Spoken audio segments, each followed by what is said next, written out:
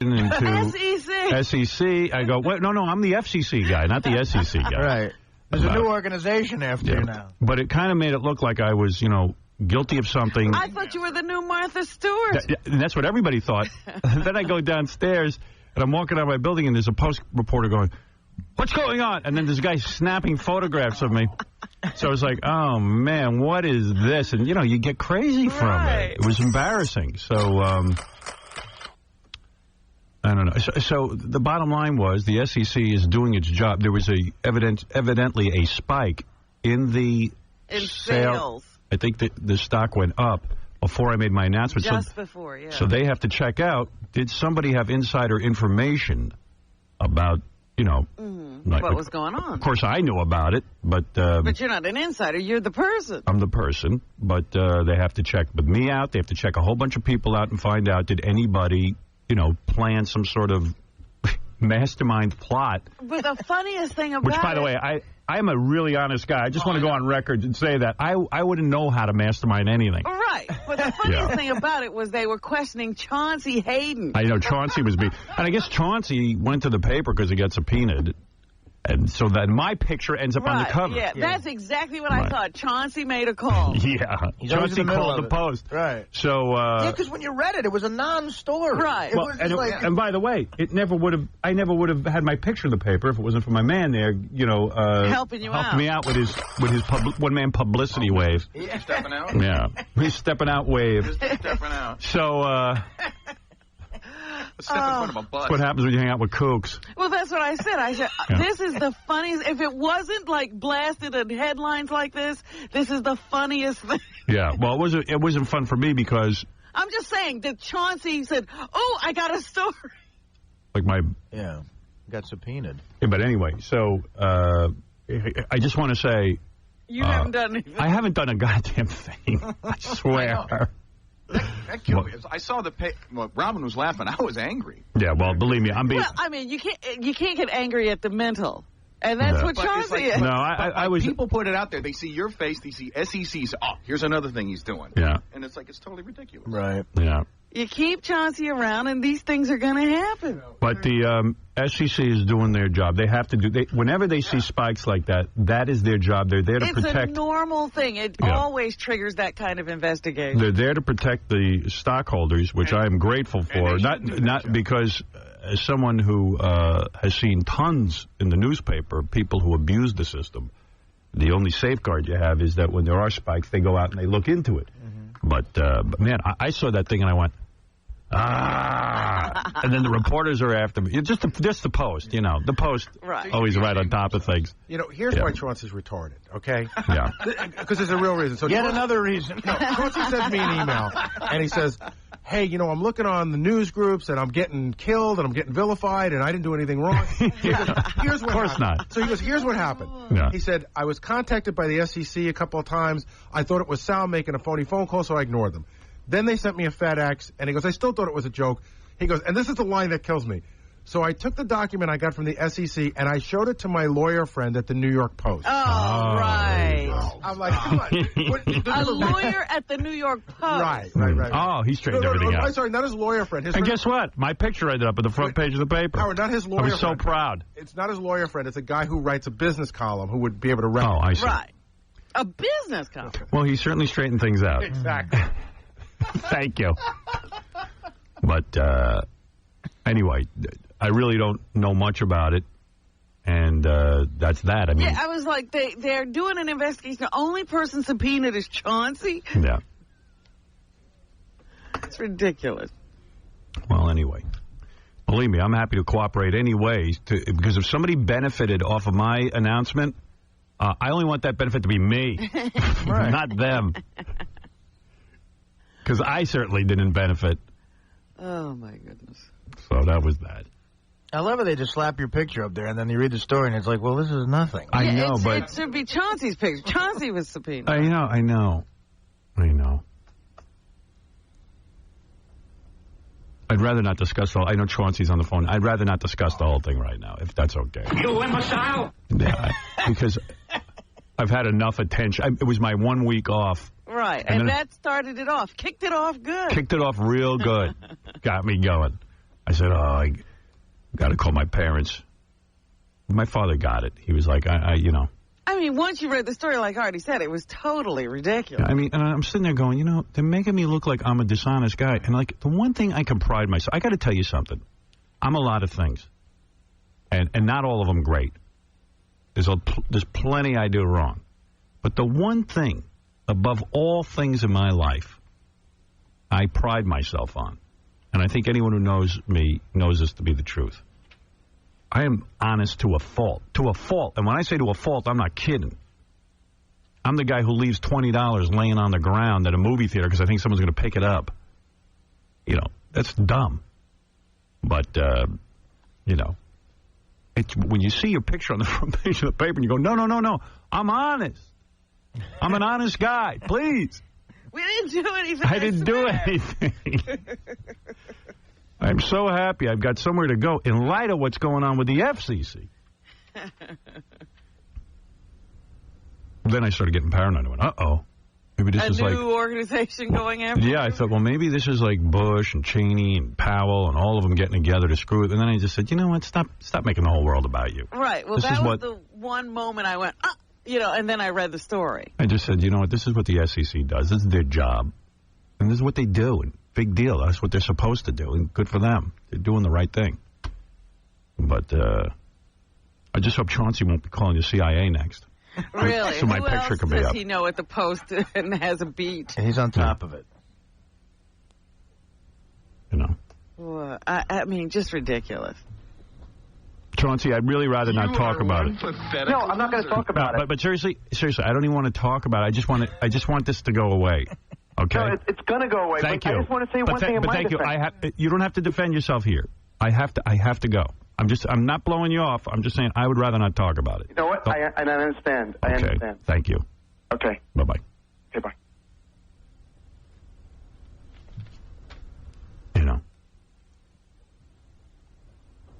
Who needs that?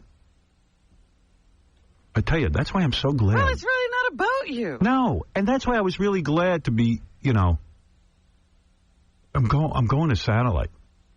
It's enough. The government hates me. The FCC is. They think I'm some kind of subversive. I'm a guy who tells bathroom jokes. This is too much for me. It gives me agita, and I don't even know what agita is. I think it's a rapid heartbeat. Yeah, no, isn't it a pain in your stomach? It's a stomach. See, I don't even know what that is. I just need to relax a little. Too much attention. I was like, what? Beth said she was watching me. She didn't know I was on the front page of the paper. I opened up the papers. She said, you started to shake. I was like, well, of course. What did I do now? Right. When the SEC comes to get you, crazy. I'm like, what did I do? I wanted to call someone up and go, I didn't do anything. Public enemy number I one. tried to do everything right. I am so not doing anything. What did I do wrong? Oh, my God. All I want to do is fart into the microphone. Which I can't do anymore. Right. Tom says they're too long and wet. Lawyers have discussed that. Oh, my goodness. How sad. Thank you, Joan Rivers. Yeah. Hey, did you watch any of Joan Rivers? Yeah, I got to tell you. Was it bad? I missed her. I saw a little bit of Star. Melissa Rivers is driving me nuts. She's driving me nuts. Yeah, I'm going to catch Melissa on the rerun, see what she's up to. Oh, mother. And she suddenly got balls. Like, she's now like the host of Hollywood. Confident. Joan and Melissa got some $7 million deal to go over to the TV Guide channel, and I guess this pumped her up like she's some sort of celebrity. Yeah, she thinks she got a deal. And she's like, Mother, she called her. I'm sitting here with... One point, she got so famished, she didn't know what she was saying. Yeah. Mother, I'm sitting here with the guy from Napoleon Dynamite, and I tell you, it is so fabulous. It's like, what planet? Where did she learn to speak English? Oh, God. But a couple of chicks hit the wall. At the Oscars? Renee's got to go back to blonde hair, Renee Zellweger. Yeah, she looked terrible. The black hair's too severe, honey. I met her when she was a blonde. I actually sat next to her. Looks very natural on her. And I got to tell you, she was cute as a button. But this black hair or something's off. And it don't look good. Now, I tell you what, they should have turned Hillary Swank's dress around.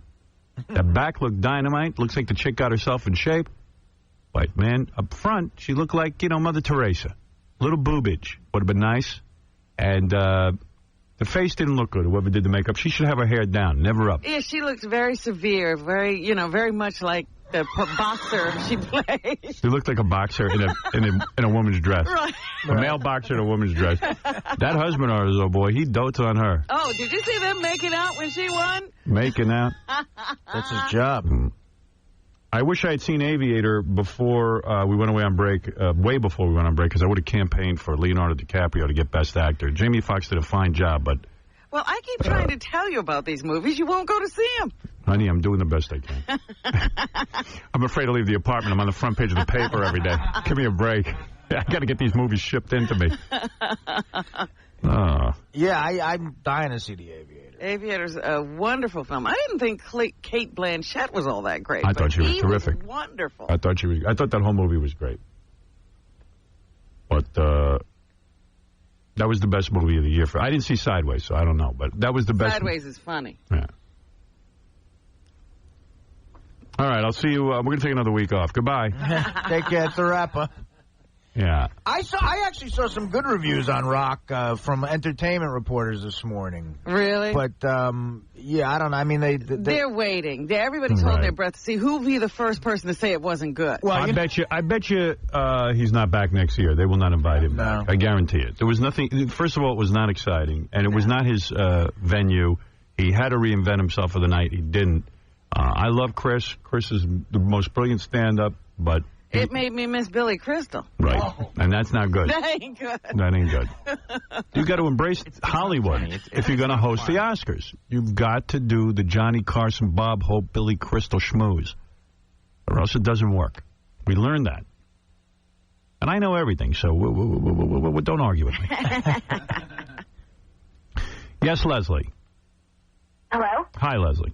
Hi, Howard. Just long-time listener, first-time caller. Love you, and I'm going to with you. Yeah. And by the way, I would never sit and tell someone whether to buy stocks or not or anything like that. I wouldn't even know. Well, if you were going to tell somebody, I wish you would have told me. Yeah, exactly. I'm walking in. I didn't tell anybody. I'm walking in the park, and yesterday, because it was the closing of the gates. Oh, yes, the gates are coming down today, I heard. So I took some pictures of my 12-year-old. We were taking pictures with her by the gates. Right. And some woman walks up to me. She goes, are you who I think you are?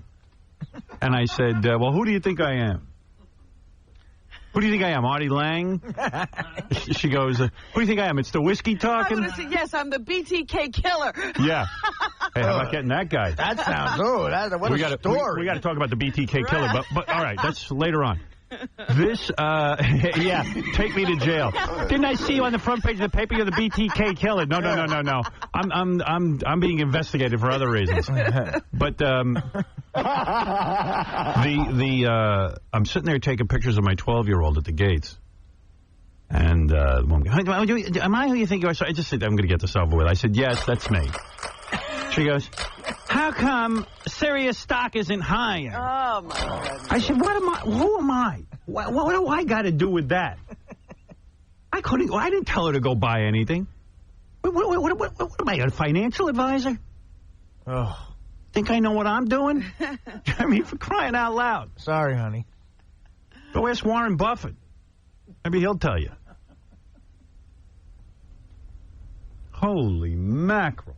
Yeah. You got a lot of responsibility. But then there was a confusing thing in the paper yesterday that said Viacom, the company we were... I'm sorry, Leslie, you were talking about... That's okay. Yes, Leslie, we're sorry. Yeah, That's okay. I just wanted to say last Saturday night I was in L.A. I was at the Comedy Store to see Joe Rogan and already one of your fellow Mad TV buddies, Bobby Lee. And there was a surprise appearance by Chris Rock. And he did some of that monologue he did last night, but to a much higher level. He was truly Chris Rock at the Comedy Store, and he killed. Right. And I was watching it last night, and I was just cringing for him. And that's my point. Chris Rock's, this is not a put down of Chris Rock. I told you, it's not a match made in heaven, the Oscars and Chris Rock. He had to completely come out there and do something completely different from being Chris Rock, which he wasn't comfortable doing. And had he done his material at a comedy club, it would have been so much funnier. It was phenomenal. Last Saturday night at the Comedy Store, it killed, and I felt so badly for him last night. Well, I saw him on The Tonight Show, just talking to Jay about being the host of the Academy Awards, and it was funny because he was relaxed and he was not afraid to do edgy material. They were coming down on him because he said no straight heterosexual man will watch the Academy Awards. And and there was controversy over that. So by the time the guy gets out there, I'm not making excuses for him, but the guy's shell-shocked. He don't know what to do. He's out of his element. It's a fish out of water. Well, you know, Nick DiPaolo wrote for him. And Yeah. Nick wrote an intro for Holly Berry that would have been classic Chris Rock, and he considered doing it, I heard, but he didn't at the last What was minute. the joke? The intro to Holly Berry was going to be, our next presenter's lost more men than the Iraqi army. You see, that's funny. Right. When Nick told me that, I said, please tell me he's going to do that.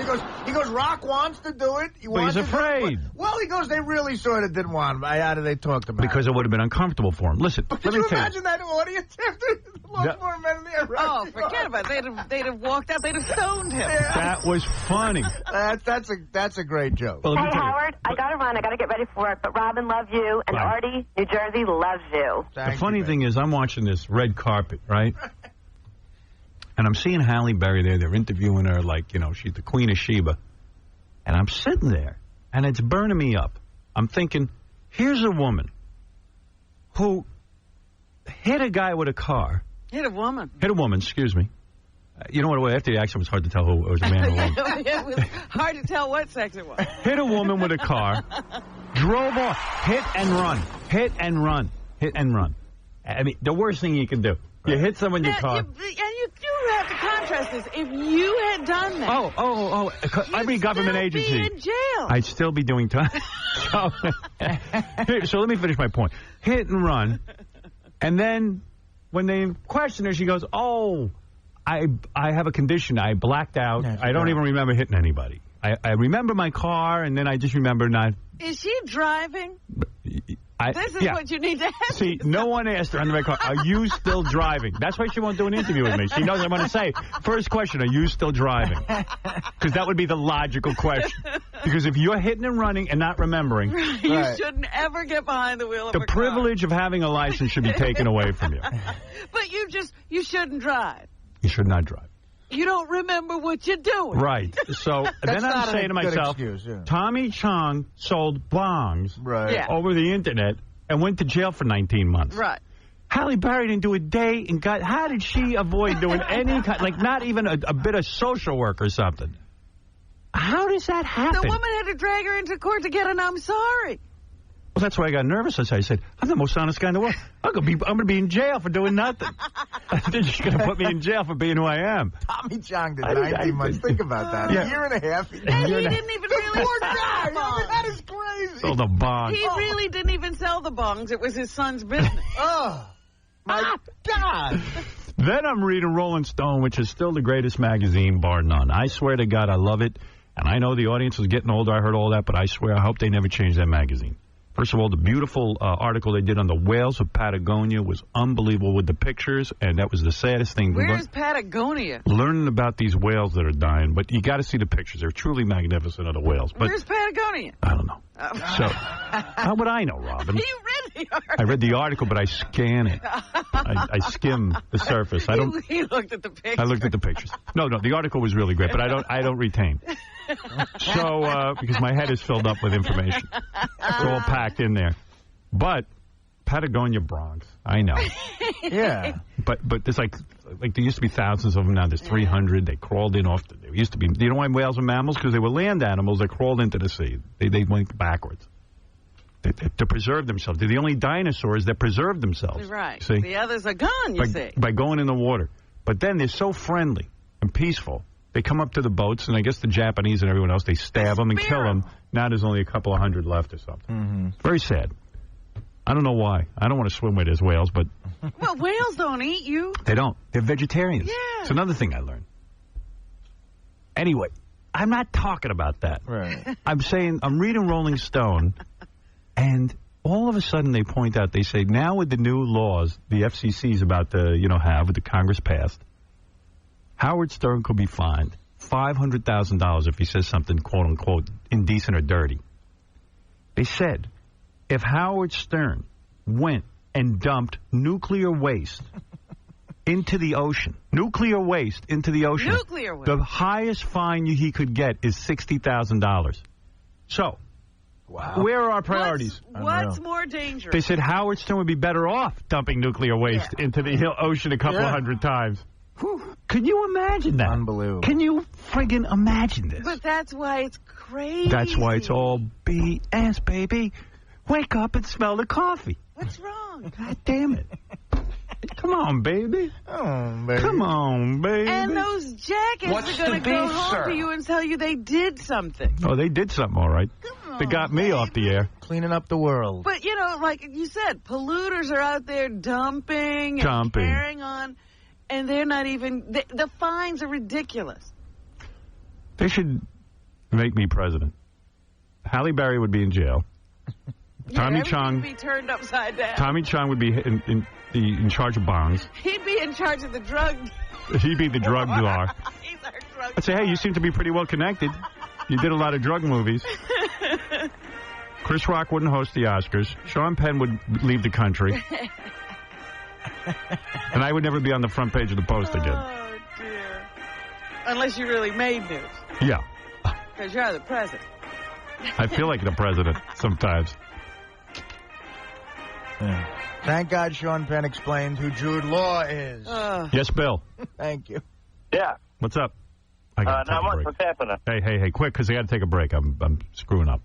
Okay, sorry. I can clarify that Chris Rock joke that he had when he shot back at Sean Penn right there.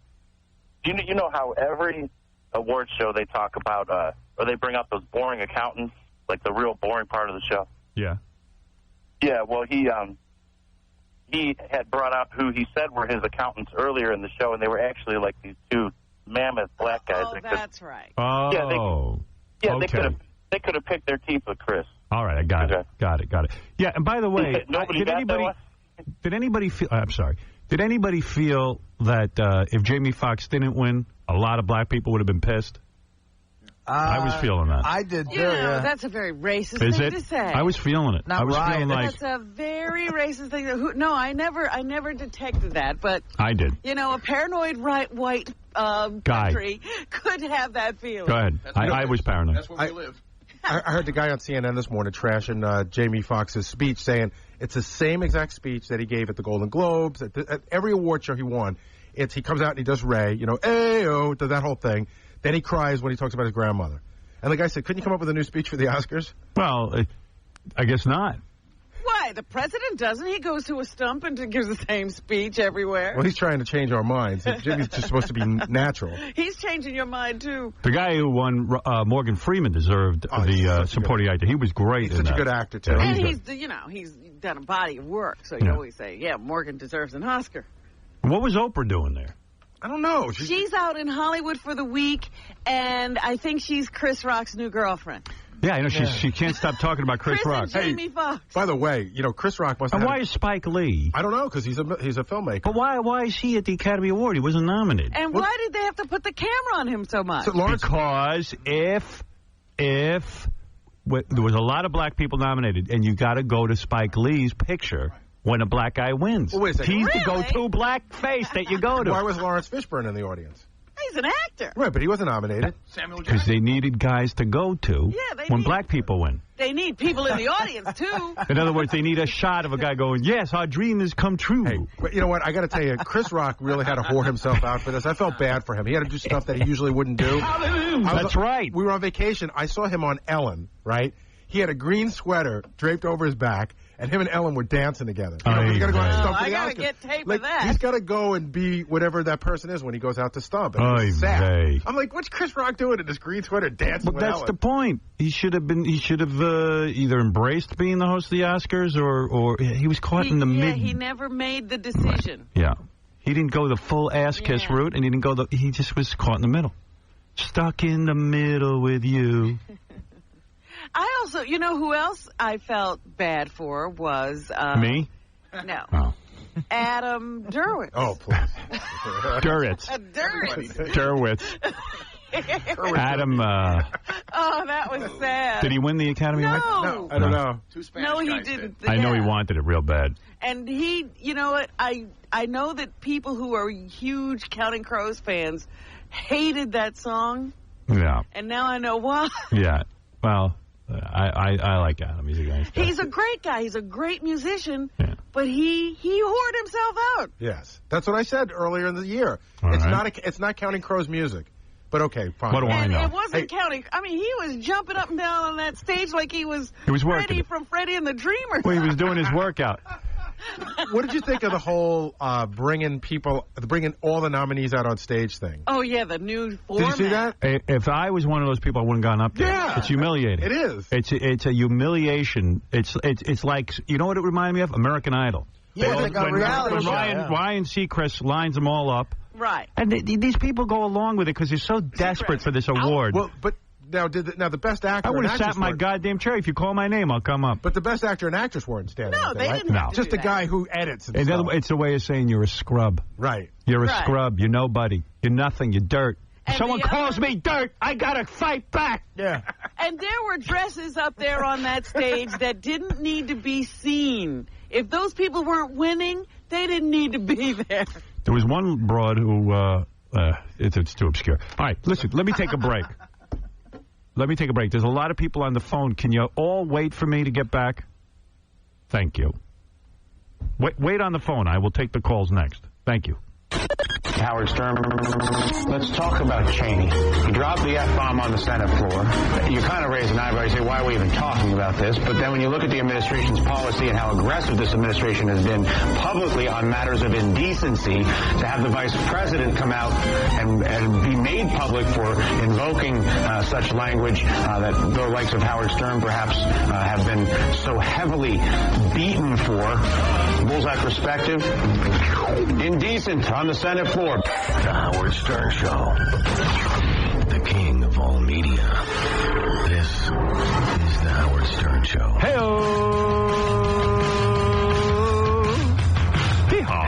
now. New on the front page of howardstern.com, a visit to Jeff the Drunk's trailer.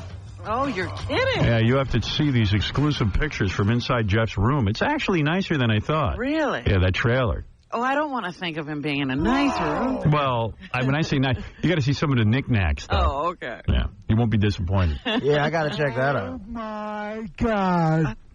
Also, an all-new Scores gallery, our hottest one yet. A lot of the Scores girls. I was at Scores. I had a card game over vacation. Oh, the card game actually happened? Texas Hold'em happened Nice. Tuesday night. Uh-huh. Tuesday night. It was Tom Chiasano, Baba Booey making a rare appearance. I didn't even know he played cards. He was allowed out of the house. Tom Jesimundo, I'm out of here. Mr. I'm the best gambler on the planet. Yes. Who else was there? Booger. Booger plays cards? Booger plays a lot of cards. Oh, he does. I didn't know. Fancies himself an expert. Oh, Mr. Always giving advice. Card Shark. Ross Zapin. Uh-huh. And who else was there? I don't even remember. Who am I leaving out? Bunch of guys. No Sam Benrubi? No, Sam was away in Telluride. Sam doesn't work here anymore. What? He resigned. He's the sales manager of Sirius Radio. He's in charge of all of Sirius Radio. You know what? Somebody told me that the other day, and I said, "Who did they hire?" And they couldn't get Sam Benrubi's name right. They said it sounded like an Indian guy. Yeah, and I'm the inside information guy. No one tells me a goddamn thing. I don't even know that. I found out last week they put out an announcement. Well, somebody was trying to tell me his name, and they just thought he was from another country. Yeah. Sam Benrubi. They said, I think it's an Indian guy. It's like an Indian guy. Yeah, I know. He's a Jewish guy who sounds Indian. So, Sam, congratulations to him. He's over at the Sirius. And, yeah, Tom called and told me. I said, Tom, is this tough for you? Everybody leaving? We're leaving. Sam left. Yeah, it's like your whole company's going somewhere. I felt bad. I know. Maybe Tom will come with us, too. Well, I wonder. I've been talking to people about it, trying to get him involved with the future.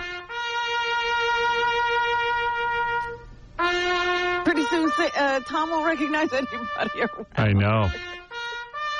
It's going to be weird for Tom walking in here when we're gone. Yeah. 20 years he's been supervising us, making us miserable. I know, being our... Now that I'm leaving, I feel bad for the dude. Resident nudge. Resident nudge. So anyway, although why shouldn't the new morning show have to put up with him and his bumper sticker promotions? Yay! You know what I mean? Why should I save them? Yeah, there you go. Right. So, why shouldn't that staff not get a Christmas party? Right. Right. Yeah, no, I'll bring them with us so we can't have a Christmas party. Why should that staff have a clean bathroom? There you go. Actually, so I went and played cards. We had our card game. Yeah. And, of course, Mr. Howard Stern schooled all these boys. Yeah, all these, Mr. We know how to play cards. Your man won first place, taking home the grand prize of $960. Look at you. Look at me. That's You're right. a regular maverick. I just had a school ever. So Baba Booey shows up at the card game. Yeah. You know. And what's the buy-in? Buy-in's $200 a man. And so Baba Booey shows up. He's all excited. He's like, Wolf, I'm out of the house finally. I got my night out. I'm ready to play cards. I said, okay. I am a man.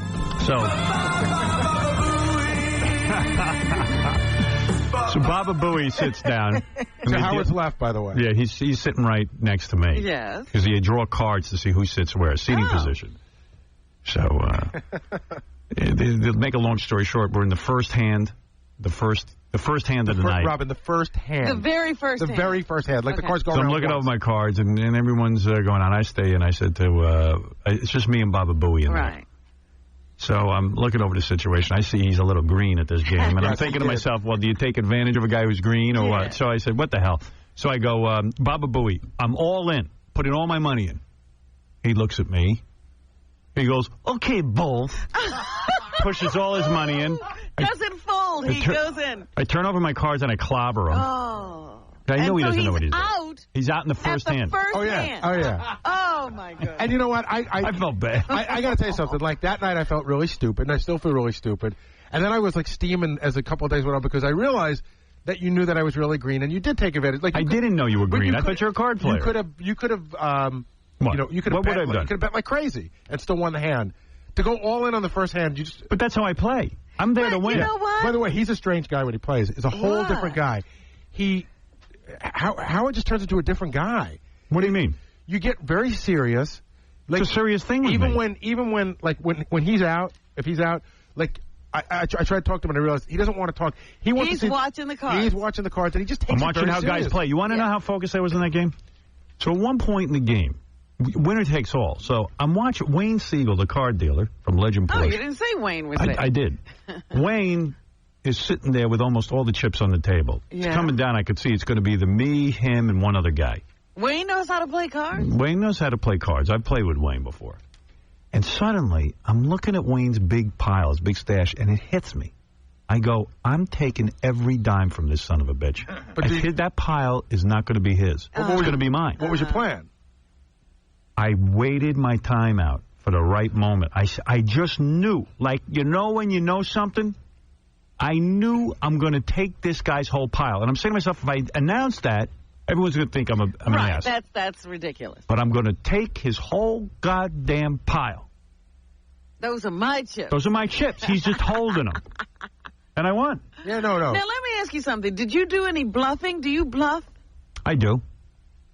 At the right time. You're a good bluffer? I don't know that I'm great, but Have you ever gotten people out on a bluff? Yeah. Really? Yeah.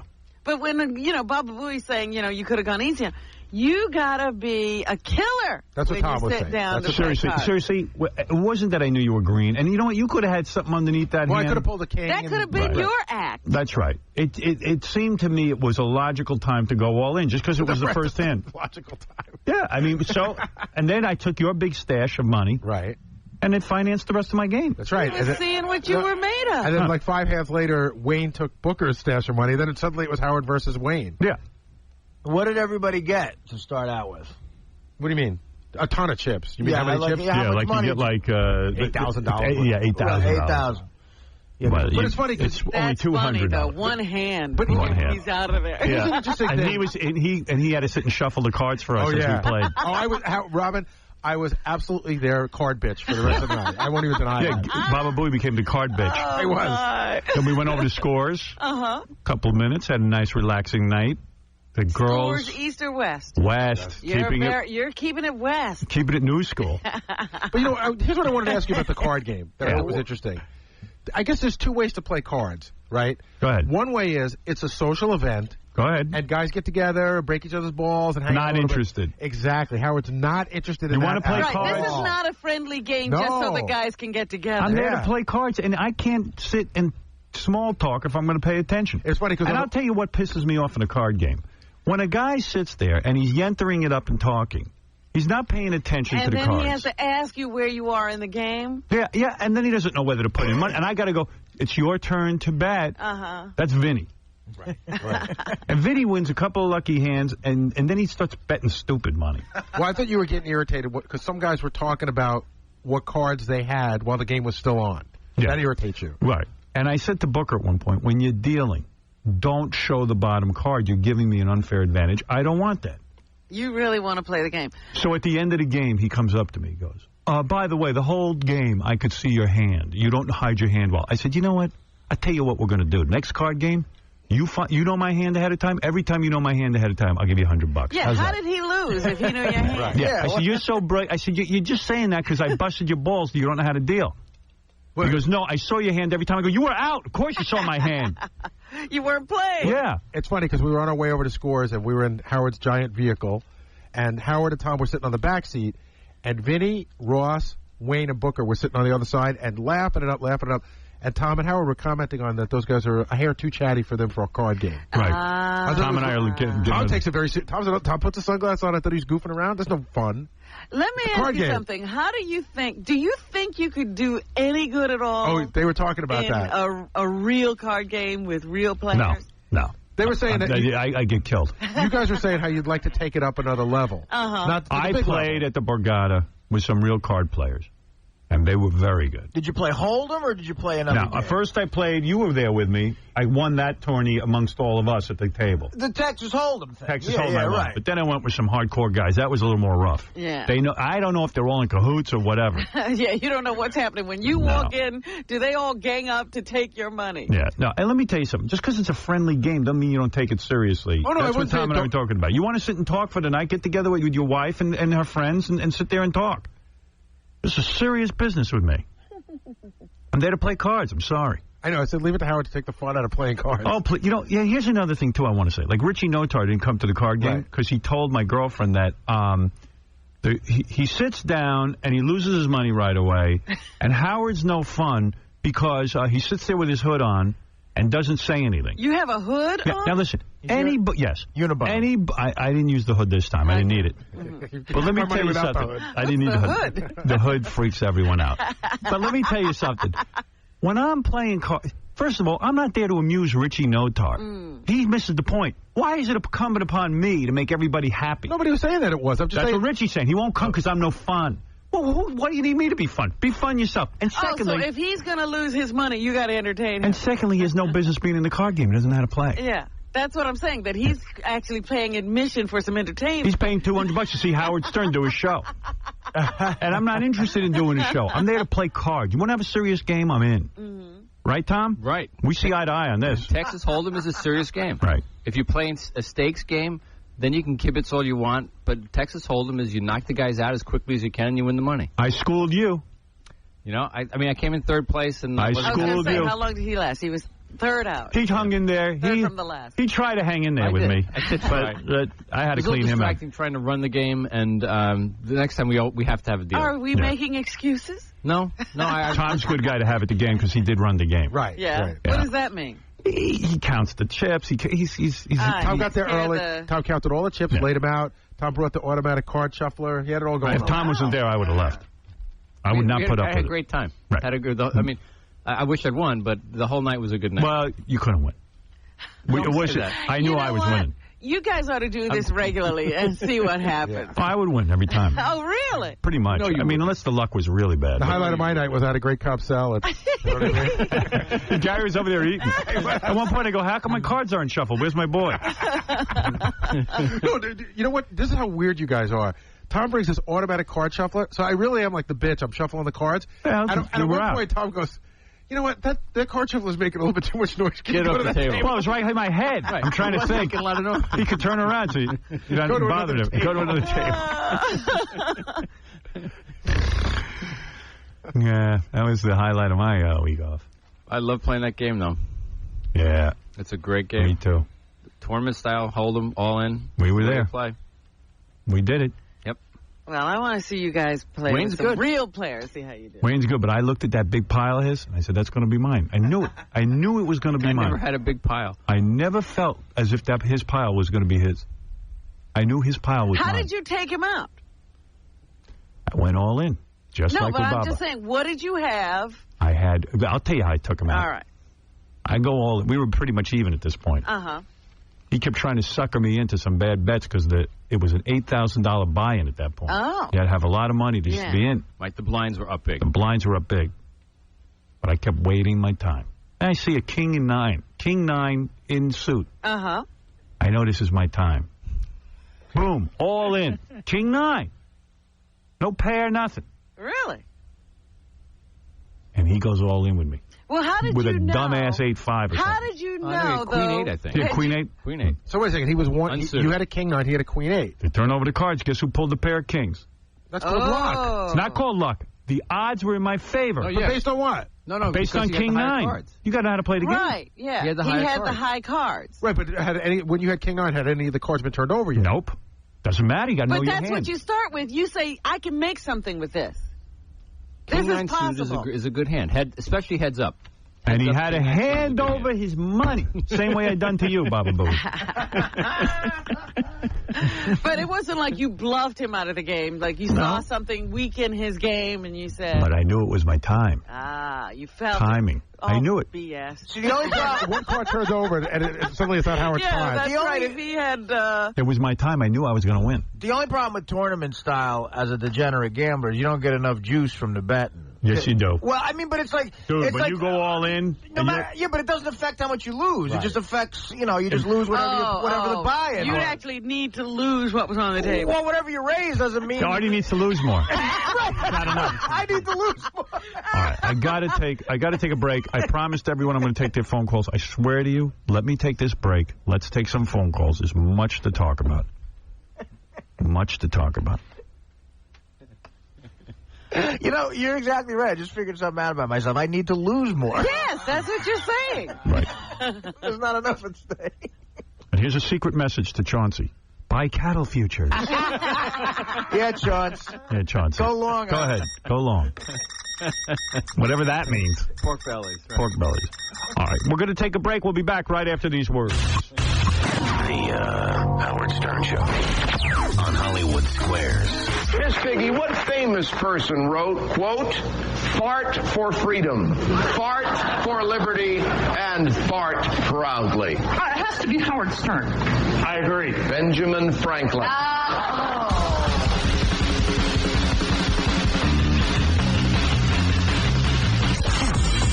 And just one other thing we were going to talk about, Howard Stern. Howard Stern, who Jock Howard Stern dubs himself the king of all media.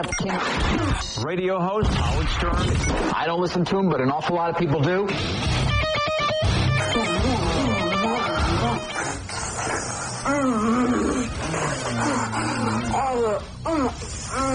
Yeah. Now you're talking. That's what I'm talking about.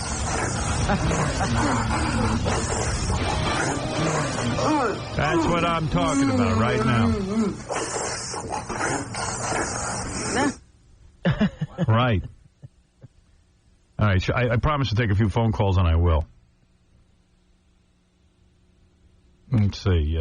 Double A, what's up, pal? Hey, Howard, how's it going? What's going on? How's it going? What's going on? What's going on? What's going on? How's it going? What's going on? Howard? What's going on? Howard? What's going on? Howard? Come on, Double A. The night What's up? before your big scandal on the Post, I went out to see Artie, Reverend Bob Levy, and Jim Florentine out in Philly with my friend Ron and a few guys from the Stern Show and all that.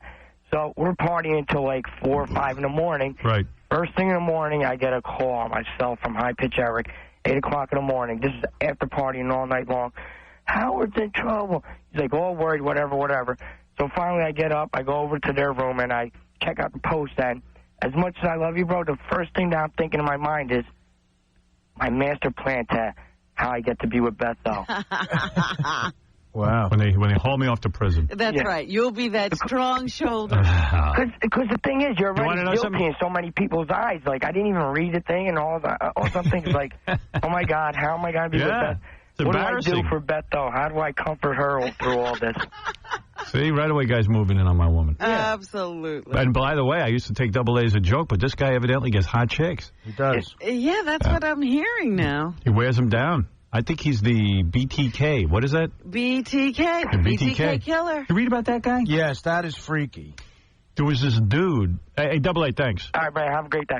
Yeah, see, I would have expected them to pick up a double A for something like that. Yeah, I can believe that. There was this dude. Where was it, Robin? What's Wichita? Wichita, Kansas. Like, there was somebody in the neighborhood killing people, and his thing, they called him the BTK killer because he would torture, kill, and bind, torture, and kill. Yeah. But he gave himself the name because he used to contact the newspapers, and he referred to himself as BTK. Yeah, he's one of those creeps that kills people, but like is all proud of it and calls the writes media. you and tells you. Yeah. He talks more to the media than Chauncey. Now that's hard to do. That's hard to do. So the guy's horrible. He's going around through these neighborhoods killing people, and you know.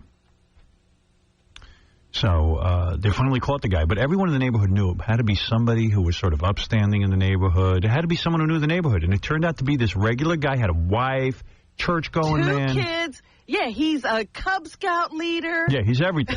Well, that makes sense. He's, active in his church, and he worked security jobs, and he worked for the city. Worked for the city. He used to drive around in his car and make sure everybody Mr. Compliance. Yeah, like kind of stuff. If you're your gas grill is on in the backyard, he'd fine you. Or if your grass was too long, fine you. But they also said at one point he had I guess he was some kind of installer of security systems, which would give him access to people's, houses and their alarm systems and everything.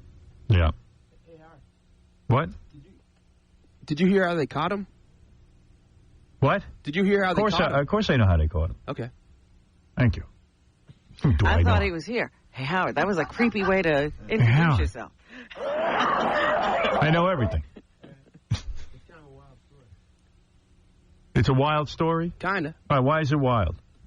Well, they had some DNA from him from years ago. Right. And his daughter suspected him, and she went to the police. And they got a DNA sample from her, and they were able to match it to her DNA. You think that's wild? Yeah, I think so. What's wild about that? What's so wild about that, man? Well, one, that the daughter would go to the police. That's wild. I thought his dog turned him in.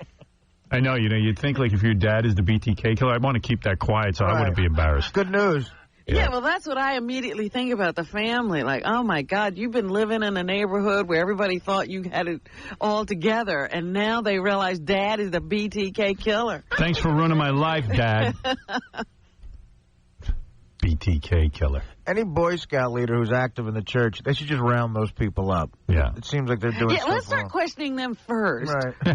Let's go right to those Boy Scout leaders every time. Active in the church. Yeah. He's meeting all the requirements. That's what I'm talking about. Oh, we did that already. Okay, look.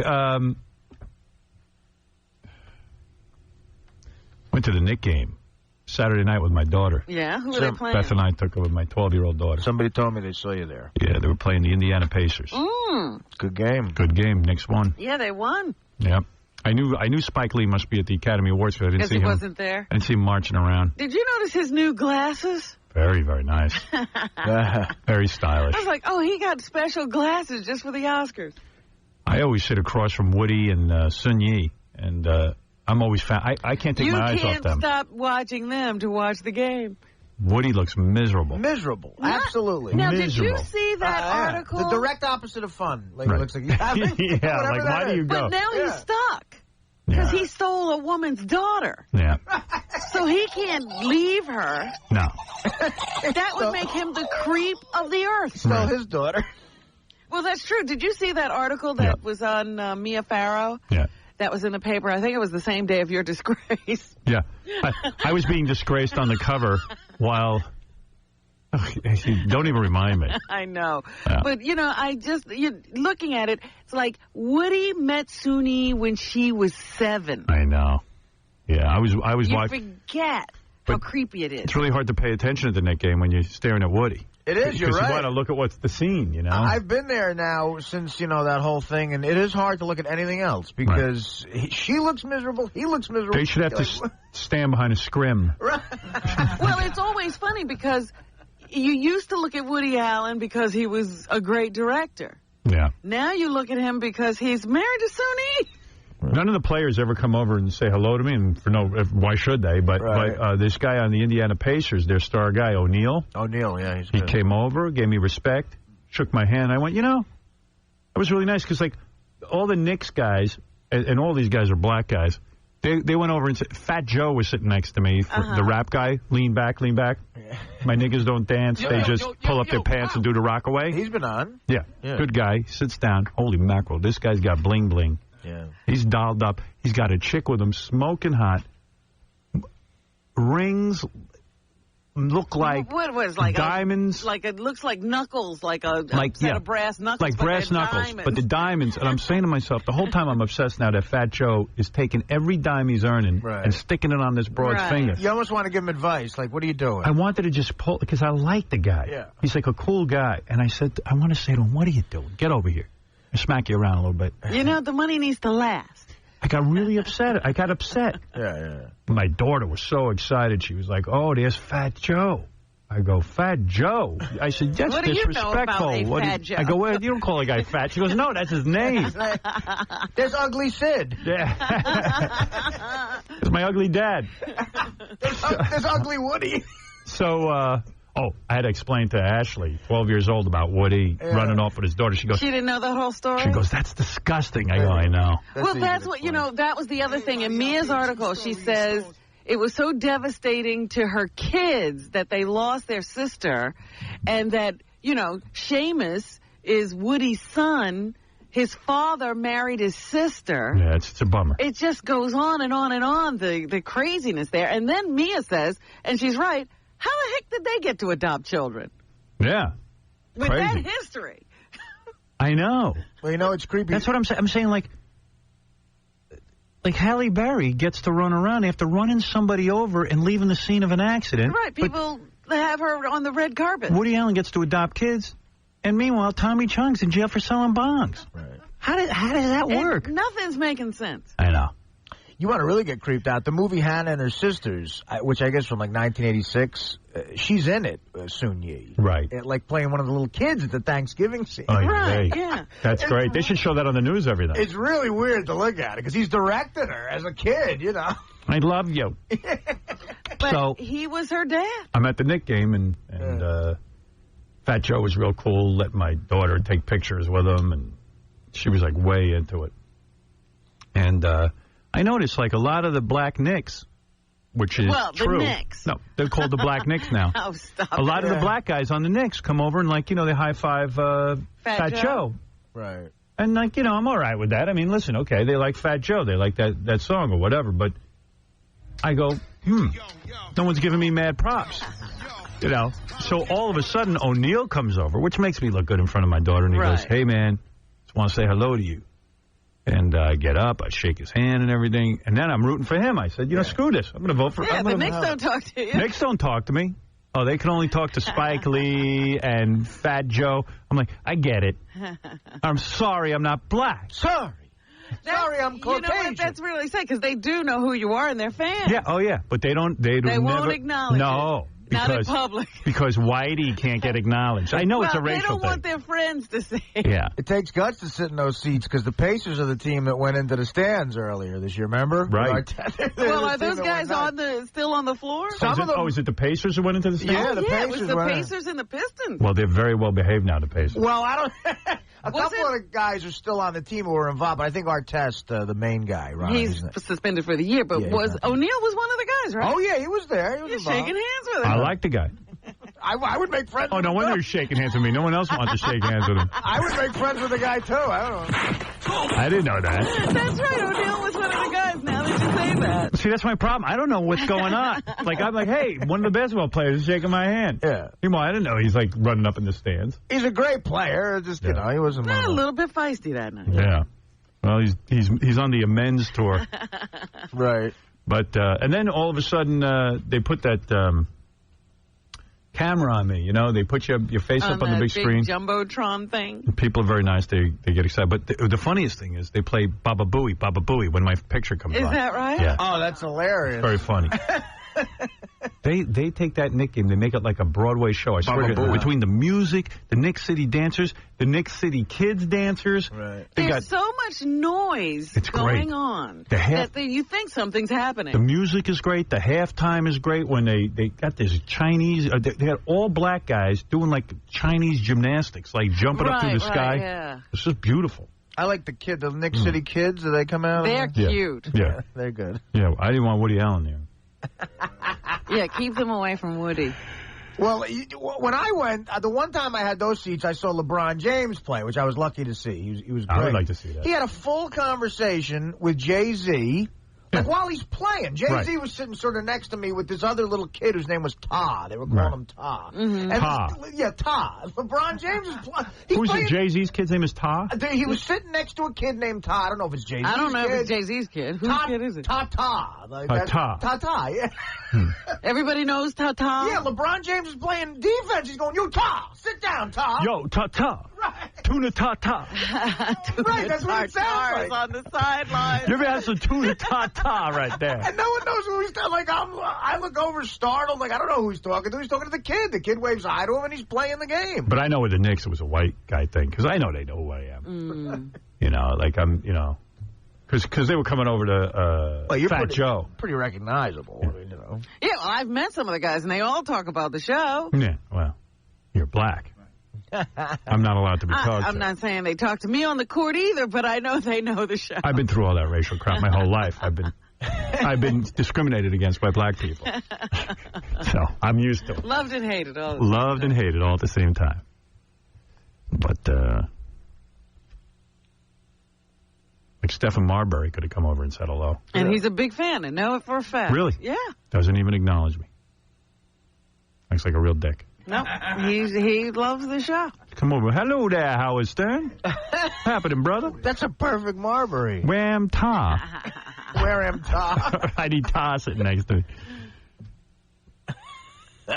I didn't like Beyonce singing every song at the Academy Awards. I didn't either, especially when she was singing in other languages. No, I didn't like you knew she didn't know what she was singing about. Right, because Beth is fluent in French. And I said, what's Beyonce singing? And she goes, I don't understand a word she's saying. I was saying that, too. I said, she's not singing those words properly. I don't know what she's singing. And those little fat French kids didn't know what she was singing either. Well, they were American. Oh, really? It was the American Boys Choir. Yeah, those were fat Americans. Who even had one? Right. American Boys Choir.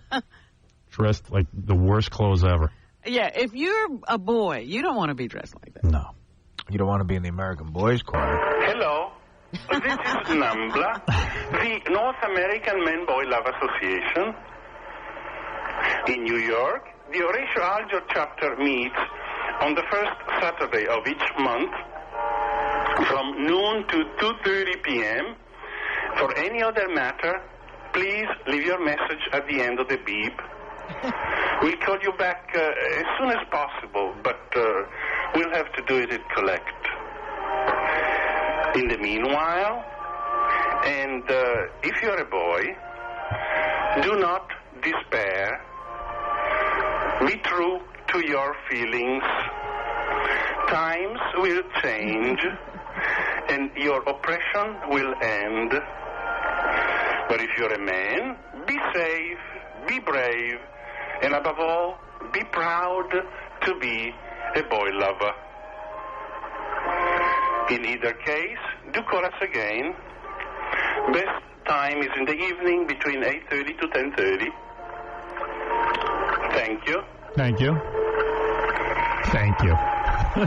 Don't the boys have to be in bed 8:30 to 10:30? That's the best time to call. Let's keep it real because I'm keeping it real. That's when boy lovers can come out and talk. Right. Because all the kids are asleep.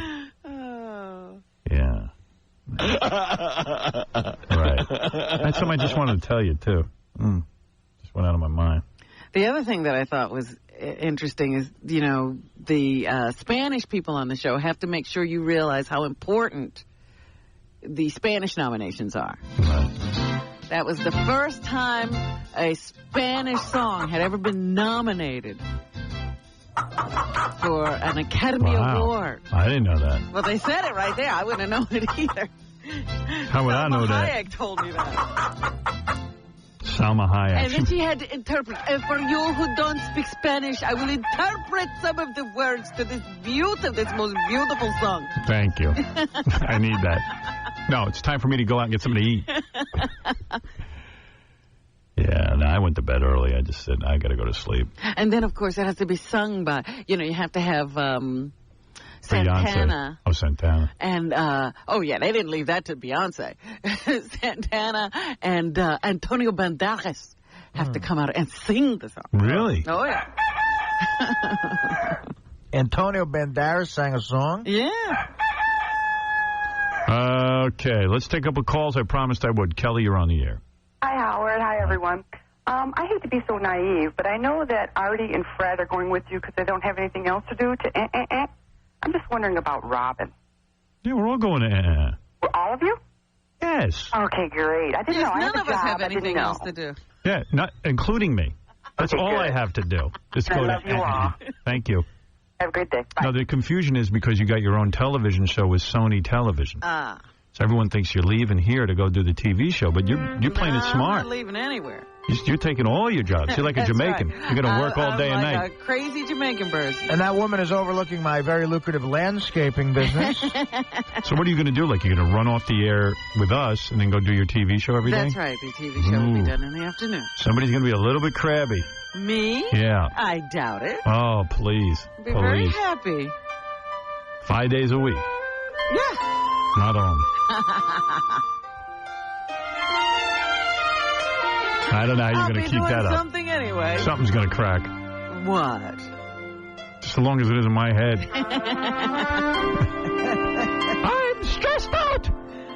No. Oh, please. You're going to do the show from 6 to 10 in the morning. Yes. Then you're going to go over to Sony. Mm-hmm. Or wherever Sony might be putting me. And record the Robin Quiver show. That's right. Oy vey. That sounds like a lot of work. Hey, we've done lots of work before. Yeah, but you're not getting any younger. Well, that's why I have to do it now. Yeah. If I wait any longer, I won't be doing it. Well, if that Tony Danza show can be successful, you're going to be huge. There's no way you could miss. That's a good way to look at it. Holy mackerel. Yeah, that's going to be some schedule. What do you got to do? Then you got to start taping what time? Sometime early in the afternoon. Oh, my God. Early afternoon? Yeah. Like 1 or 2 o'clock? Yeah. Oh. What? Oh, this is a disaster. What are you talking about? Didn't we do a whole movie while I was doing it? Yeah. Hi, get out of the way, please. Yeah, and we I'd did. leave right after here and go over there. But that lasted a month or 2 for you. Yeah, but, then you get into a training schedule. That's what you do. You better hope that show fails. How dare you? How dare you? Wash your mouth out with soap. If the people are listening, don't watch this show. Do me a favor. It. Oh, please. Please watch this show. It's my nightmare. Oh, stop. You're going to be so crabby. Oh, I'm not you. Who's the one who sleeps 8 hours and still complains? Me. That's right. That's you, not me. We'll see. So you got to go there, and then you got to go. What do you got to do? Like your hair, your makeup. Then you go. And then what, they prep you? Yes. While I'm in hair and makeup. Got it all figured out, don't you? That's right. And we'll see. I'll show you. Get home around 6 o'clock at night. That's right. Woozy. I go right to sleep. I'll have a great life. Yeah, sounds good. All these shows. It's important. right. Look, you're driven. I'm happy for you. Believe I me. must get out there. If that makes you happy, makes me happy. What do I know? I heard somebody say the funniest thing the other day. Rush Limbaugh is going to Afghanistan. Good. To, I guess, figure out what's going on over there.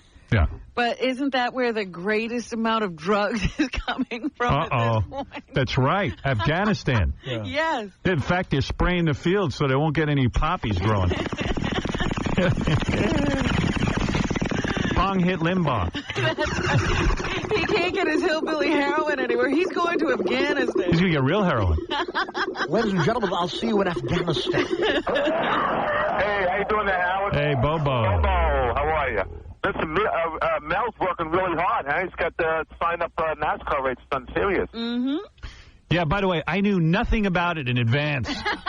Just so everybody knows, I really don't. Nobody tells me. Spike? Now everyone's afraid to tell me anything. Right. I remember that day you getting on here, you said Beth didn't know about it, no one knew about it. Well, hey, listen, what can I tell you? These bunch of idiots. No.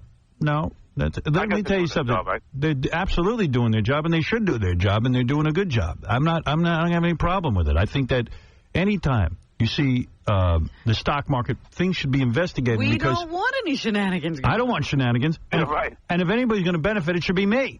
That's right. So that's it. I'm very selfish that way. Hey, I can't wait for you to go over there, man. It's going to be great. Yeah, well, NASCAR, I personally don't understand NASCAR. I don't understand it on TV. I sure as hell don't understand it on radio, but if it brings in more subscribers, I'm all for it. I know, that was another discussion. It's like, do people want to listen to that? Because I opened up the paper, aside from getting over the shock of seeing my own goddamn face there again with a new government agency, I'm sitting there going, wow, what is this? The race car driving on radio. Races on the radio? But evidently it's a big deal. I'm all for it. Hey, that was a nice shot of you jogging in the park there, huh? Oh. I know. I know. You see, that's the problem I have with all this. I just don't want my picture in the paper. Yeah. Especially when I'm not doing anything. I know. I'm honest. I swear it. What did they have a picture of you doing what? Jogging, man. I mean, and it looks horrible. Well, even the one they had the day of that first article, it was like this. They had to get you in the moment, right? Yeah. This is Howard walking on the street yesterday. Yeah. Big deal. They've got 1 million of those pictures. Right. You got to admit that's a better picture than the other one that I always put in where you're looking up. Yeah. One, I do appreciate that. That was very nice. Thank you. I love you, man. Bye-bye. Yeah, not the worst. You wake up on a Saturday morning, you friggin' front page news. And I'm like, oh, my God, what is this? And you do have to My read poor to parents. see if you're going to be arrested. Yeah, I'm like, what? Whoa. Are the police at the door? My life couldn't be any more complicated. Well, what am I going to do? That's hey, that's life. That's life. Oh, you know what I'm reading now? I can't get enough of? Johnny Carson's will. Yeah, they're fighting over his money. Oh, my goodness. I love that. I love when guys leave it vague. Yeah. And most of the money is going to Alex. Yeah, the wife. Why not? She's doing that old crow. She had left him. She did? Yeah. She was living in Pennsylvania somewhere. Oh, I didn't know that. They were saying she was visiting family. Well, I heard that she was no longer at his side and they were having problems. We don't know that. And this is what they're reading. This is what they say in the tabloids anyway. Oh, really? And that she was living there. She had to rush back to his side when she heard, he's taking his last few breaths. You better get there. So she's going to get and they're saying he was worth $450 million. Wow. Wow, I didn't know he had that kind of scratch. That's a lot of money. That is a lot of money. Man. And I thought that, what should you give your kids if you have $450 million? I don't know, but that wife deserves a lot. She was doing the old, decrepit Johnny. Right. And she's hot. And I agree. I said, you know what? Why would people be surprised that she's getting the bulk of the estate? She should get it. That's what you do. She put in a good 20 years with him, sitting in seclusion while bloated Johnny was doing her. And I thought, the kids they say splitting whatever else, and so they probably will get about $40 million apiece. That's not enough? I was like, that's a good sum of money. I wouldn't be fighting. Good sum of money. You didn't have to do Johnny. And you didn't have to do anything. Right. You got that for just being born. Hey, Richard, what's up? Hey, what's happening? Everything. Oh, yeah? Well, I was calling because I used to work with the BTK suspect. Really? For real? For real. Where are you from? Here, Wichita. Wow. What's his name? Dennis Rader. You're right about that. Not like Hey, you way to couldn't go. have the paper right in front of you. Yeah, and Chris can verify it for you. Okay. He was just a really weird dude, real meticulous, and really into every drawn out maps and doing everything perfectly to a T. And he was always real unfriendly, especially with males that he met. And condescending and aloof. Yeah, you find that with serial killers. Yeah, don't you hate these serial killers? They're not friendly. They're so aloof. And they're meticulous. I hate that. Don't you hate that they're odd? Well, he went so long without getting caught, which was one of the most surprising things. And, and he taunted police with letters until they finally came down on him. Yeah, that always makes me believe he wants to get caught. But, here's the thing. Like, isn't it weird, though? I mean, like, the guy was a church-going guy, had a family, kids, the wife, big member of the community. Yeah, they're even searching the church for clues. Yeah. But don't guys like that, like a lot of creeps hide behind the church, though, don't they? Well, how do they know he's even the killer, though? I didn't see. Well, he's confessed, apparently, Oh, to he a has? few, yeah. Well, then I Yeah, guess he they might know. be. Yeah, so they're up to like 10 so far that he's confessed to, or that they pinned on him or something. So did the dude ever try to kill you? No, he Yeah. never did. How I always thought he was a wuss. Right. Yeah, see? Yeah, he showed you. He could have, I guess. As I woke up with a slit throat or something. Right. Yeah, that's always Bound, creepy. tortured, and killed, yeah. I was reading an account. One lady said, this guy, what he used to do for a living was he'd go around and he'd be like, he's not a policeman, but he was like a policeman wannabe. Like he'd go around and make sure that your washing machine pipes were connected properly or something. He would, Well, it was a compliance officer. I said, of course he was meticulous. He was a compliance officer. yeah, so one woman said she used to bust this guy's balls all the time and yell at him because he was always busting her balls. She goes, I can't believe he didn't kill me. She was almost insulted. What's wrong with me? What's wrong with me? He didn't kill me. She goes, oh, my God, you realize I used to fight with this guy? I didn't know he was a killer. I go, yeah, duh. I never fight with anyone. He did kill some lady that was like 3 houses down from him that they finally figured out that he's the one that did it. Yeah. Did he kill hot chicks? Or it seems like he would kill men and women. Mostly after the first one, it was all women after that. Were they like hot young chicks? Or was he No, like... not all of them. Some of them were in there like some of the pictures, it looked to me like they're in like their 50s. So maybe he had a mother thing. Sometimes you can't get a hot young chick, so you have to... Come here, you old bag. I'm going to kill you. Well, maybe he was angry at his mother. That's what a lot of these guys are angry at their mothers. Mother, wah. My mother didn't let me wear Levi's to school. Let me kill every chick I see. Wah. Right? Yeah, they got to string that cat up. Although, I don't know. Halle Berry walks free. I think they got to just put Tommy Chong back in jail. He'll be at the Academy Awards next year. Yeah. I got to take a break. We'll be back right after these words. What does the Howard Stern Show mean to you? Hi, this is Scott the Engineer, and the Howard Stern Show means to me that we have a voice of reason in this country as opposed to all those maniacs that want to force their beliefs on everybody else. And it's also fun, enjoyable, creative. I love working here, and it changed my life. The Howard Stern Show. It means so much to so many. We're listening to the man responsible for getting Arnold Schwarzenegger elected governor. True. Howard Stern. Thank you for that. You go, girl. Thank you.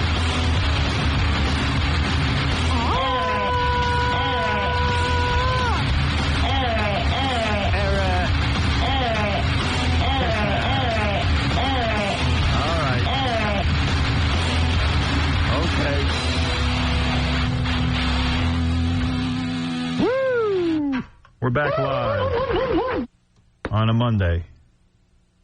Oh, when's our next vacation? We just got back. Oh, great. Tonight on E, Jamie, the annoying chick, gets evaluated and farted on. Jamie wants to know why guys don't like her. And I give her some advice. I think she talks too much. And then we get Dan the farter to shut her up. And this will probably be the last farting show you'll hear over commercial airwaves because they won't let me do them anymore. Right. That'll be the end, the last one. Tom says he doesn't want any more farting. And, you can have some farts, but they can't be too long and wet because the FCC will be upset. And then he said also no farting in a girl's face because God only knows why that's wrong. I know why it's wrong morally. I don't know why it's wrong indecency-wise. Well, taste-wise, it may not be the greatest thing. Really? Yeah. To me, why fart if it can't be in a girl's face? Why waste a fart? Got Stump the Buoy coming up in a minute. Which is funny because I got a whole bunch of things to talk about. Who has time for that crap? Stump the Buoy! Forgo a naked woman? Whole bunch of internet. Yeah, I know. I'm supposed to be good looking. A bunch of internet stuff happened while we were away. I'm trying to think of everything that happened while we were gone. And Paris Hilton's sidekick, or whatever that is, got hacked into. And I read that. I don't even understand that. They got all of her friends' phone numbers, including some famous people. Yeah, I went on the internet. I went on the internet and read her whole BlackBerry, or whatever it is, sidekick, or whatever that thing Whatever is. her phone address system is. Whatever that thing is she's busy with. Yeah. Then I was listening to on the internet, some guy got Christian Slater's number off of Paris Hilton's thing. Right, yeah, some famous people were in her book. And this dude has an internet radio show. He made a phony phone call to Christian Slater that lasted 45 minutes where he busted Christian Slater's balls. Really? Yeah, there's all kinds of stuff going on. Then there's supposedly pictures taken off of her sidekick that you can see, and some of them are naked, supposedly. She took topless pictures of herself, I read. Yeah, but I haven't seen those. But someone here said they saw some pictures. Then Fred Durst, someone posted on the internet him having sex with a chick, unprotected sex. Can you imagine? Oh. In this day and age. How shocking. Yeah, Fred Durst having sex with some chick, but I haven't seen that. Now, is that just still pictures or is it video? Video, but 3 minutes of video that was on his phone or something that they hacked into. Oh. And I clicked onto that, but I couldn't get it to come up. Really? Yeah. I wasn't sophisticated enough to see that. Well, there's something. Yeah, if anybody's got that. Not everybody can see it. I'd like to see that. Although I saw some stills of it, it didn't look like the guy had a big wiener. Well, I'm glad for that. Yeah, me too. Exactly. Yeah, Brian, you're on the air. Hello? Hey. Hey, Howard, good morning. Morning. I'm glad you guys are back live and in person. Just wanted to give you some feedback. The best of is unlistenable, dude. The way that they're bleeping everything, you got to come up with something else. Maybe dead air would be better than that. Well, I have come up with something else. I'm leaving. Yeah, I've come up with something really good. Yeah, I'm coming with you, bro. It's just I tried to listen to a couple days of it, and I had to move on. You just couldn't understand anything. And my point is we shouldn't be doing best of, but the company will see that as me trying to screw them on my way out. But what happened to the fact that artistically I don't like what they're doing to my material, but I don't know what to do. I'll just play this out. I've got 10 more months, and I'm done. And as soon as that FCC bill goes through, where they can fine you individually, I'm just going to play music anyway. Now, let me ask you something, because that brings up an interesting point. If the FCC can fine the individual artist, and you object to your tapes being played on Best Of, but the company does it anyway, and then there's a fine. Yeah, I get fined. That's why I'm going to pull my Best Of. I have that right to pull them. Yeah. Well, pull it, because when did nipple become something that gets bleeped? Oh, dude, you don't know the half of it. That's nothing. Everything's getting bleeped now. And that's my point. I don't want to go to satellite just to say the F word. I want to go to satellite to get back to what I was doing 10 years ago. Right now, all we can say is and the. Yeah. A lot of that. None of this stuff is... It's just like watching that Chris Rock, what they did to him because he's the host of the Academy Awards. The guy wasn't funny because they wouldn't let him be Chris Rock. How sad. He shouldn't have done it. I told him that. It's just not him. I don't know what he thought he was going to get out of it. I mean, why did he want to do it? What he should have done was played it up like Johnny Carson or Bob Hope and just said, hey, on the Oscars, I'm one way, And when I do my stand-up, I'm another. But instead, he was caught in this weird kind of, I'm trying to be who I am, but I can't be. So it makes me wonder what he was trying to get out of it. I don't know. Because he hadn't decided he was going to be something else that night. Probably got a lot of scratch. Whoa, these pictures, someone just gave me the Paris Hilton download stuff from her BlackBerry. She's topless. And here she is. Is that a chick she's making out with? Oh, God, you got to let me see. Get over here, Artie. What are you talking about? Come here. Don't bogart those pictures. That's a chick. She's topless making out with a chick. Look at this. We had heard that she had done things like that before. Oh, my God. That's the girl. There she is kissing her. Oh, those are hot pictures. Look at this. Look at her cans. She's a good-looking girl, man. I'll give her that. Wow. But she loves taking pictures of herself. Wait a second. Who's taking this picture of her and the girl? Yeah, she can't be doing that one, can she? And there's a picture of her holding a baby. Like she goes from making out with a chick topless to holding a baby. Wow. I wonder if these are real. I mean, it looks real, doesn't it? Those are hot pictures. Oof. No, that looks like a dude she's making out with, but then it looks like a girl. And what's going on? But does it look like a Photoshop job? Or? No, they look real to me. Her breasts are, like, sort of perfect there, though, right? Yeah. You know, the other day I was in a movie theater, and they played the previews of upcoming features, and she's in some horror flick called The House of Wax. It's like, oh, my God, now Paris is in the movie. I got to say, it pisses me off. I mean, it's like, she doesn't have any talent, and, like, she gets to be a big star. That pisses me off. I don't like it. I'm jealous. I would like to do nothing. Yeah, I'm all day. looking at all the other people, like all these other people who, like have struggled and gone to auditions and done all that stuff. And then there's Paris Hilton working with him. Yeah. But hey, Howard, I love you guys. Run for your professional lives and go to Well, that's what I'm doing, man. I mean, this is the smartest move I could have made. You couldn't follow the content at all. I mean, it was almost like you had interference in your radio with all the bleeps. By the way, you're not the first guy to say that to me. I'm talking to a friend of mine. He goes, "Oh my God, I'm listening to Best of this morning. It's hysterical what they bleep." I go, "Yeah, it's great, man. Thanks for reminding me." You just couldn't follow the flow. I mean, every time you thought you had it, it was the bleeps would come in, and then Make I you hate lose switching off from you, but the best of is it's almost like. It's unlistenable, plain and simple. Yeah, well, I can't defend it. I mean, I don't think we should be airing it, but the station, I've asked the station not to air it, but they continue to air it. I said it's not my show anymore. It's like I say, it's like taking Chris Rock's HBO special and trying to clean it up. It don't work. No, it sure doesn't. But but definitely love all you guys, and I'm coming with you. But like I said, run for your professional lives if Best Of keeps up like this, because it's bad. Then I read something while we were on vacation that Billboard magazine did a survey, and they said, a lot of his fans, like only 33% of his fans will come with him to satellite. And I went, well, that's an interesting survey. So in other words, when a guy buys a new car, he's going to refuse to come with me. Well, he's going to say, no, don't put that in there. And I would love to know how that survey's been done. And quite frankly, I don't know who's coming with me. I could care less. Mm-hmm. I'm going. They don't even know. I mean, how could they say that? Who did they survey? I don't know. How'd they do that survey? That must have been some survey. Yeah. But that's cool. I mean, that's fine. That's like saying, only 9 million people are going. That's a lot of people. Yeah, 30%. But then again, also, you take the survey when I'm gone. But right now, there's no reason to go in there. I mean, unless you just want to get set up. Right. Which ain't a bad idea. There's plenty of reasons to go, but I ain't going to talk about it because then they think I'm doing a commercial. So, what can I tell you? We'll see what happens. Something tells me my whole career people have been predicting my demise. People have been predicting my bad moves, how I suck, how I'm going to be gone.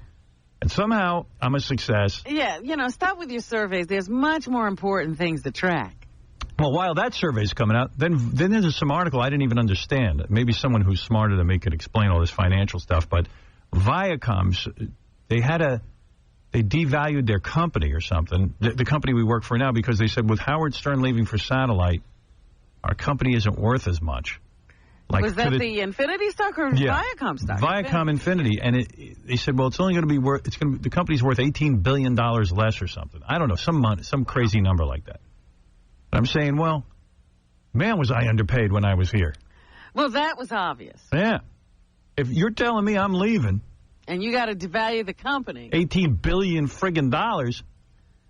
I got screwed. Why was my negotiation so difficult? I know. You'd think they would have handed the keys over to me to run this thing. So I don't know. You never know what to believe. And quite frankly, I don't care. But that's a feather in your cap. Yeah. Yeah, there's like 4 feathers in my cap this morning. My goodness. What are those feathers? I don't know, but they itch. Feather in my cap. Artie is one lucky son of a bitch. Listen to this from the New York Post. All right. It's called Joker Jailed. A Long Island man was busted for slipping a bank teller a robbery note following an account withdrawal, which he claims was a joke. Michael Richard, 23, a tire installer from Lynbrook, went into the Astoria Federal Savings on Merrick Road in Lynbrook on Wednesday at 2:30 in the afternoon. First, he made a withdrawal from his account. Then, as the female teller was giving him the cash, he rips off a segment of a cigarette pack and writes a demand for money and gives it to her. Sound familiar, Artie? Oh, God. Artie did the same exact thing, didn't do any jail time. The teller thought it was garbage and threw it into a trash can. Richard then told her, "You didn't read that, did you?" The woman then read the note, which was a demand for money, and Richard of Lynbrook walked out of the bank. She read it, and then he was gone. The bank called police, who began to investigate. Cops took him into custody at his workplace. Richard was never arrested before he was busted for attempted robbery. Wow. The victim did not take it in a humorous fashion. The bank did not think it was a joke. Do you think the guy was joking? I don't know. Schifrin said bank robbers often leave without cash when they think the teller is stalling to avoid arrest. When I was doing that, I was fooling around. And she was fooling back, and I left her that note. It was a stupid thing, said the elder Richard 80. He was fooling around with the girl. He's blah, blah, blah. He said his grandson has a high IQ, 140. He's too smart to try to rob the bank where he's a customer. Yeah. Especially, he's not too smart to write a stupid note. He gets these ideas when he's fooling around. He never grew up, Kenneth Richards said. Yeah, he sounds real smart. That was my excuse. I was too smart to rob a bank. So Artie did the same thing. Yeah, I don't think Artie was joking, and I don't think this... Oh, come on, Rob. No, believe me. You know how lucky I got? Absolutely. You want to say this guy's an idiot, but then again, you did the same thing. Well, I want to say I'm an idiot. Yeah. I got very lucky. And I did get arrested, for the record. Hey, Bill, you're on the air. Hey now. Hey, now. Hey, the Columbus Dispatch Saturday edition business section says the headlines, Clear Channel change leads to $4.7 billion loss. Right. Wow. Loving that. Well, wait. That's just the beginning. Wait till, when that stuff came out in the paper Saturday, I got all paranoid thinking like maybe Clear Channel and everyone got together to conspire or something against me. Then I said, I got to stop my paranoia. You know what I mean? I was like, you better take your medication. I better just calm friggin' down. Well, I hope some of those billions are because of you. Yeah, I would think so. I mean, I was on in about 10 of their markets. Yeah, they lost a lot of ratings. That costs money. Yeah, and a lot of their stations are sucking right now in terms of the ratings, and I hope it is. I hope they did lose a lot of money because of me. I hope that the value of their entire empire goes down when satellite radio takes over. I really do. I hope their whole empire crumbles, and this is why I'm doing it. Hey, I want to mention something before we play Stump the Buoy. When I was when I started out in radio, I worked for a radio station, and thank God it was there, because, boy, nobody would hire me. I used to go to places like Pittsfield, Massachusetts, trying to get a part-time radio job. I couldn't get in because I suck so bad. And there was a radio station, WRNW in Briarcliff Manor. They paid $4 an hour, where I made a beautiful $96 a week. And it was quite a job. What a breadwinner. What a breadwinner. What an exciting time in my life. Certainly not one filled with insecurity. But thank God it was there. You know, a lot of the DJs used to complain. They'd say, man, we got to go in. We got to strike. We got to get more money. I go, how dare you? We all are horrible. This is a great training ground. Thank God this place is here for us to start out. If this place asked us to pay them, we probably would. Let's be honest. The fact that they pay us anything is a miracle. And if we go on strike and we unionize this shop, there'll be nowhere for anyone to get a start. Yeah. This is something we got to accept. We're bad. We should want to leave, not go on strike. and stay the rest of our lives. They're like, well, if we go on strike and we get a decent wage, we wouldn't have to look for other jobs. I go, no, we should be looking for other jobs. There's no future here. This is a stepping stone. We're losers. Get it? So That's like saying you want to stay in high school forever. Well, one of the ways I figured out how to make money, aside from DJing at the local Holiday Inn where they fired me because I didn't have any dance records. Wah, wah, wah. Wow. Where did you get those records from? The radio station? Yeah. I had, like, Stevie Wonder was the closest thing I had to a dance record. Wow, we want to hear Boogie, Oogie, Oogie. Wow. Yeah, who knows what they want to hear. It certainly wasn't my job. But one of the ways I figured out how to make money was I became the program director, where they paid me $250 a week to sort of be in charge. And I was in charge. I was actually in charge, and I hated it. Because all I wanted to do was go home. And then you had the rest of the day to, like, boss people around? Yeah, I had to, like, run the radio station. And what I would do is look for people. I would listen to these tapes who were willing to work for $4 an hour, who sounded halfway decent, and who were reliable, loyal, nice people. Go try and find somebody good at $4 an hour. Well, I found this guy. Unbelievable. I get this guy's tape in the mail. And it's smooth as can be. The guy sounds like he should be on WPLJ in New York. Really? He's good. And he wants to work at WRNW. I call the guy up. He comes in, looks normal. You know, he didn't look like the BTK killer. You're sure he wasn't? I wasn't sure. Because there's got to be something wrong with this guy. But really? I sit down with him. What's wrong with this story? I hire this guy, okay? And the guy's delightful. Comes in, does his show every day, even if he's sick.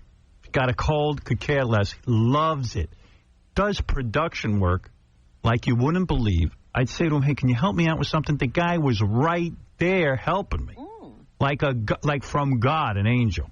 Sent to me, a young Howard Stern, who can't believe he's the program director of some dump. And you find a guy like this, it's unbelievable. Right. Unbelievable. So, you know, when I got my job doing mornings up in Hartford, they needed a program director to replace me. So the owner pulls me in. The owner, can you imagine? I don't think this guy ever worked on radio his whole life. He's some rich guy who just bought a radio station. Right, it was a toy for him. For $300,000. No, this was the guy who wanted to do, on sunny days, have sunshine music. Right, he was going to program the music to the weather. Yeah. So he says to me, well, you're leaving? Who should I get as program director? I go, this loyal dude. This guy's not only good, but he's a good guy. Uh-huh. So I'm leaving the station, and the loyal guy, the good guy, he says to me, man, thanks for, you know, everything. You're a good guy. Thanks for giving me a job. Thanks for recommending me for the PD's job. He goes, man, good luck. You got out of this toilet bowl. Good luck to you, man. And I hope, you know, we remain friends and all that kind of stuff. And I went off my way to become your hero, the king of all media.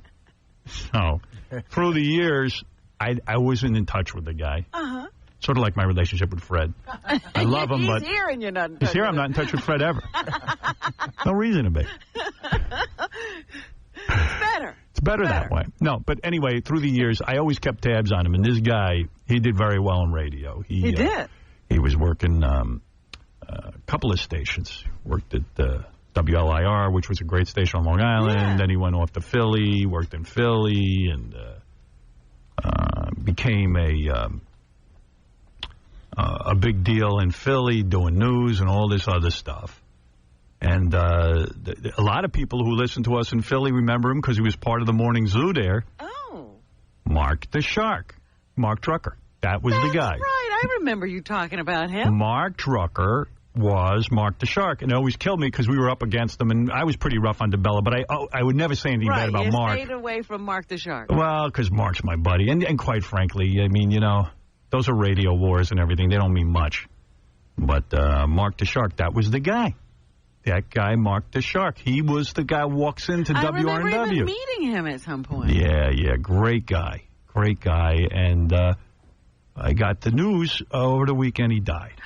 The guy died. What happened to He him? died. Well, I'll tell you what. He was 48 years old. Oh. He was a couple of years younger than me. I hired him right out of college. Mm-hmm. And although we never stayed in touch, I did get to speak to him about a month ago. I heard he was ill. He had cancer.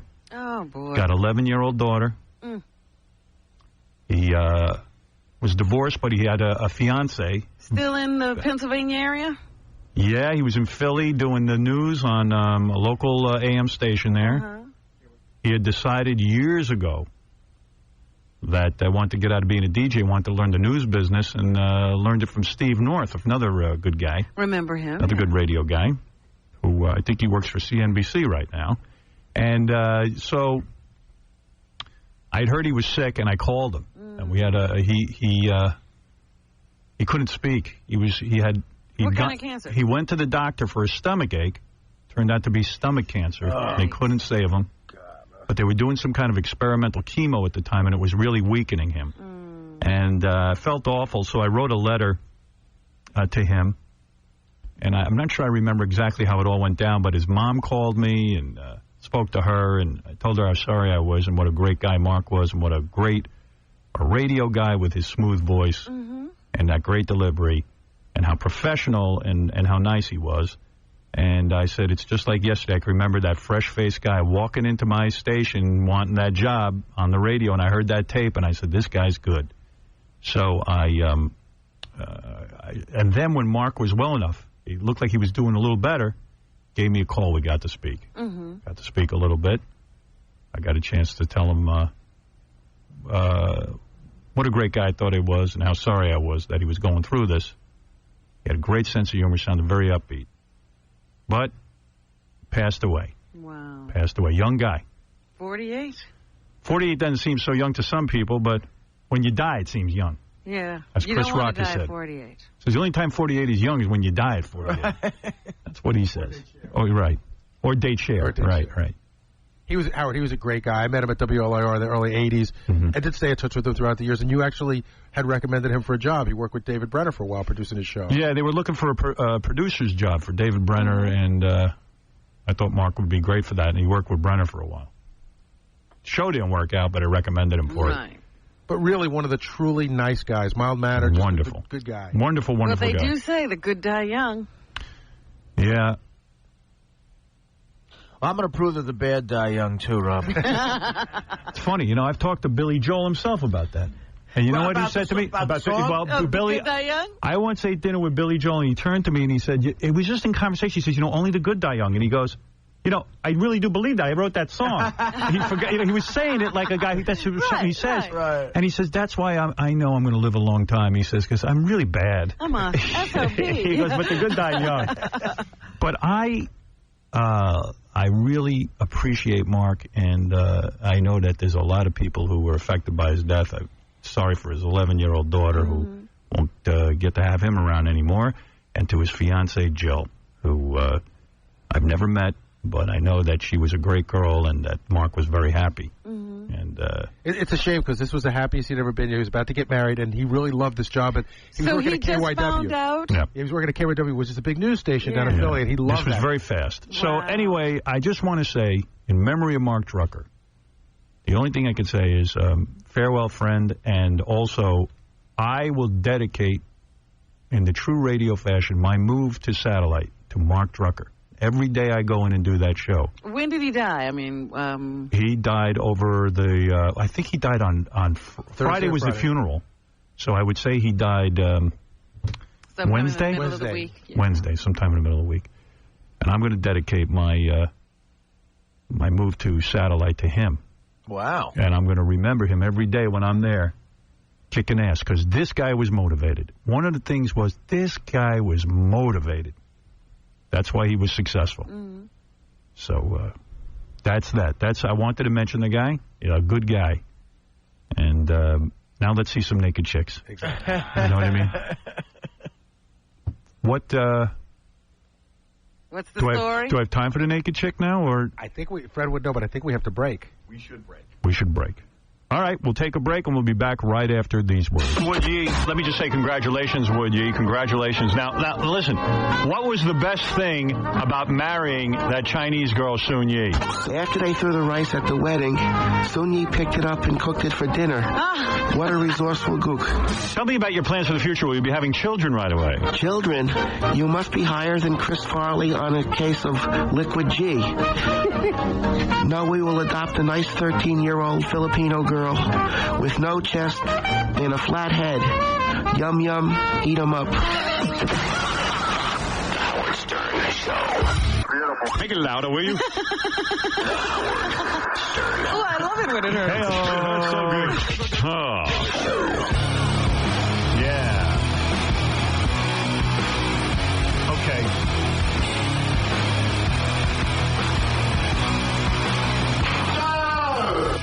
Thank you. All right, real quick. This dude, listen to this. This is from, did you hear about this? Because I didn't know anything about it. Baba Booey told me. This is from, I think Sports Illustrated or something. I don't know. Okay.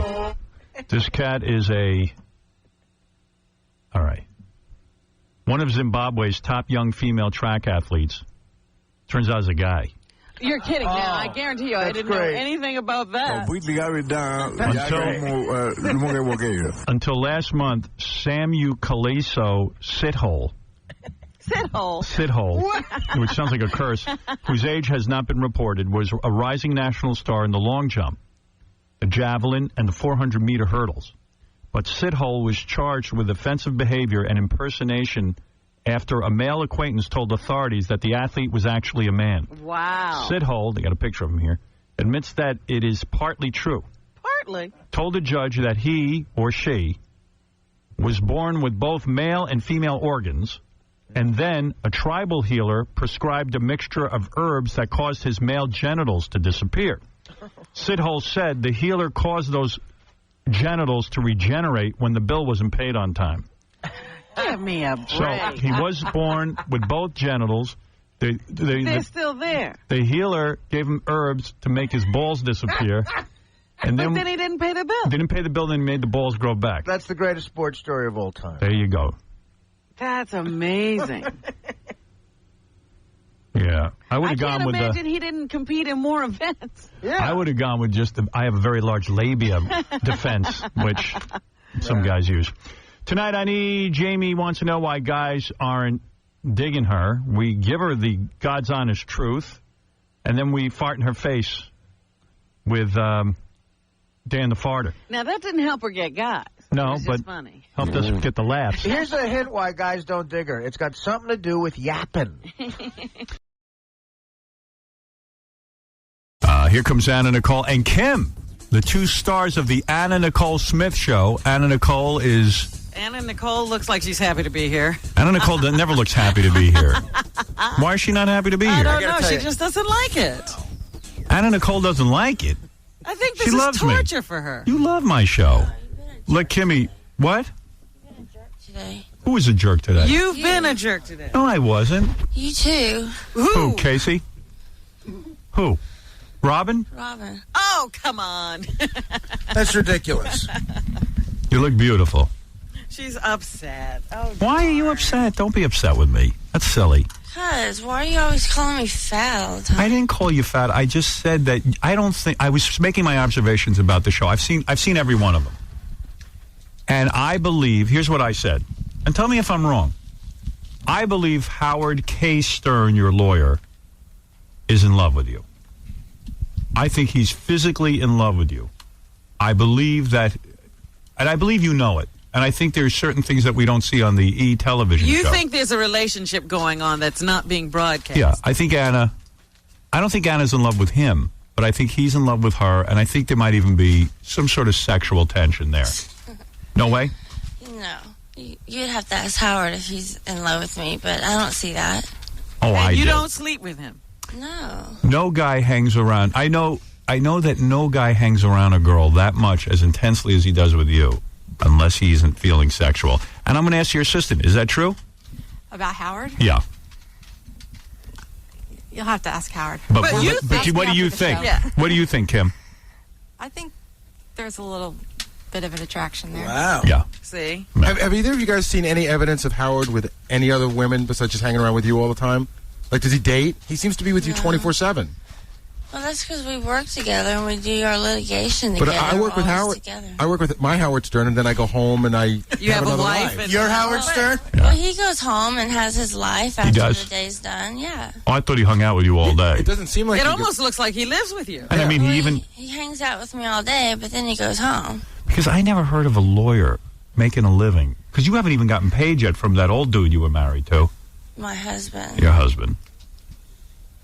Somebody wrote me an email. They said, you know how people are always saying you didn't really love your husband and all that, and they're always challenging you on that. They said, ask Anna 10 questions about her ex-husband, and I bet she couldn't answer them. Oh, what are the questions? Hold on, let me see if I can find them. I don't even know if I have them. And I don't even know that I have them. That I'm on drugs. What Well, is I'll it? get to that in a minute. I'll get to my theory in a minute. Okay. The guy you were married to, what was his name? J. Howard Marshall II. Okay. So she knows the name. Is that one of the No, questions? here's the- Talk about my husband. But here's the 10 I didn't come here questions. to talk about my husband. I don't want Oh, wait. Answer one question, just to prove that you loved I'm not him. going to answer any more questions. When is his about my birthday? husband. When was his birthday? January the 24th. That's correct. So I don't want to talk about my husband. Do you know where he was born? Seriously, Anna. Do you know where he was born? I don't want to talk about my husband. I know. We're here to Howard. talk about the show, really. I'm But not that's here to part of talk the about- show. Well, Well, he's my on the show. husband. My husband's not here, and I'm not going to talk about my husband. So you don't want to prove how well you know him? And get me upset answering questions about my All husband. right, okay. This is somebody wrote in. They said Anna will not know the 10 questions about her husband. But meanwhile, so far you answered. So what?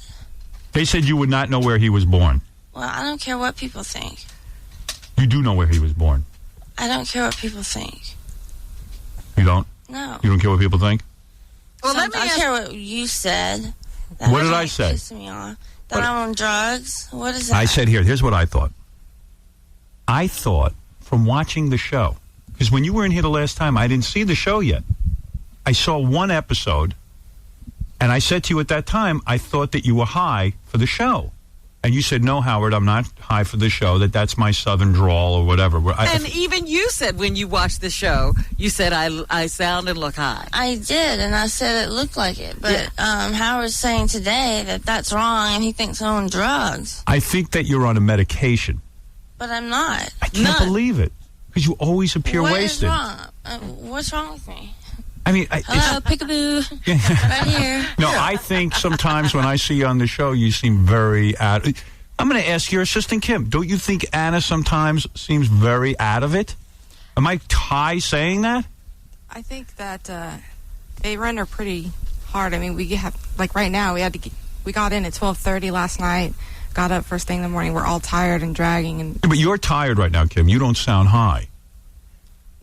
I think it's different for each person. I definitely don't think she's medicated or high. How come when you do those things, there's a part of the show where you sit there and you go, hey, it's Anna Nicole Smith, how you doing? And you just sound so different. You're so alert and everything. It's because I'm focused. When I'm focused on an interview or focused on talking to somebody, I don't have that slow, draw where I'm at my house and I'm just like talking and stuff like that. But if I have an interview, I mean, I'm right there focused and ready to go. Do you think it's like Elvis? Because what part of the country are you from again?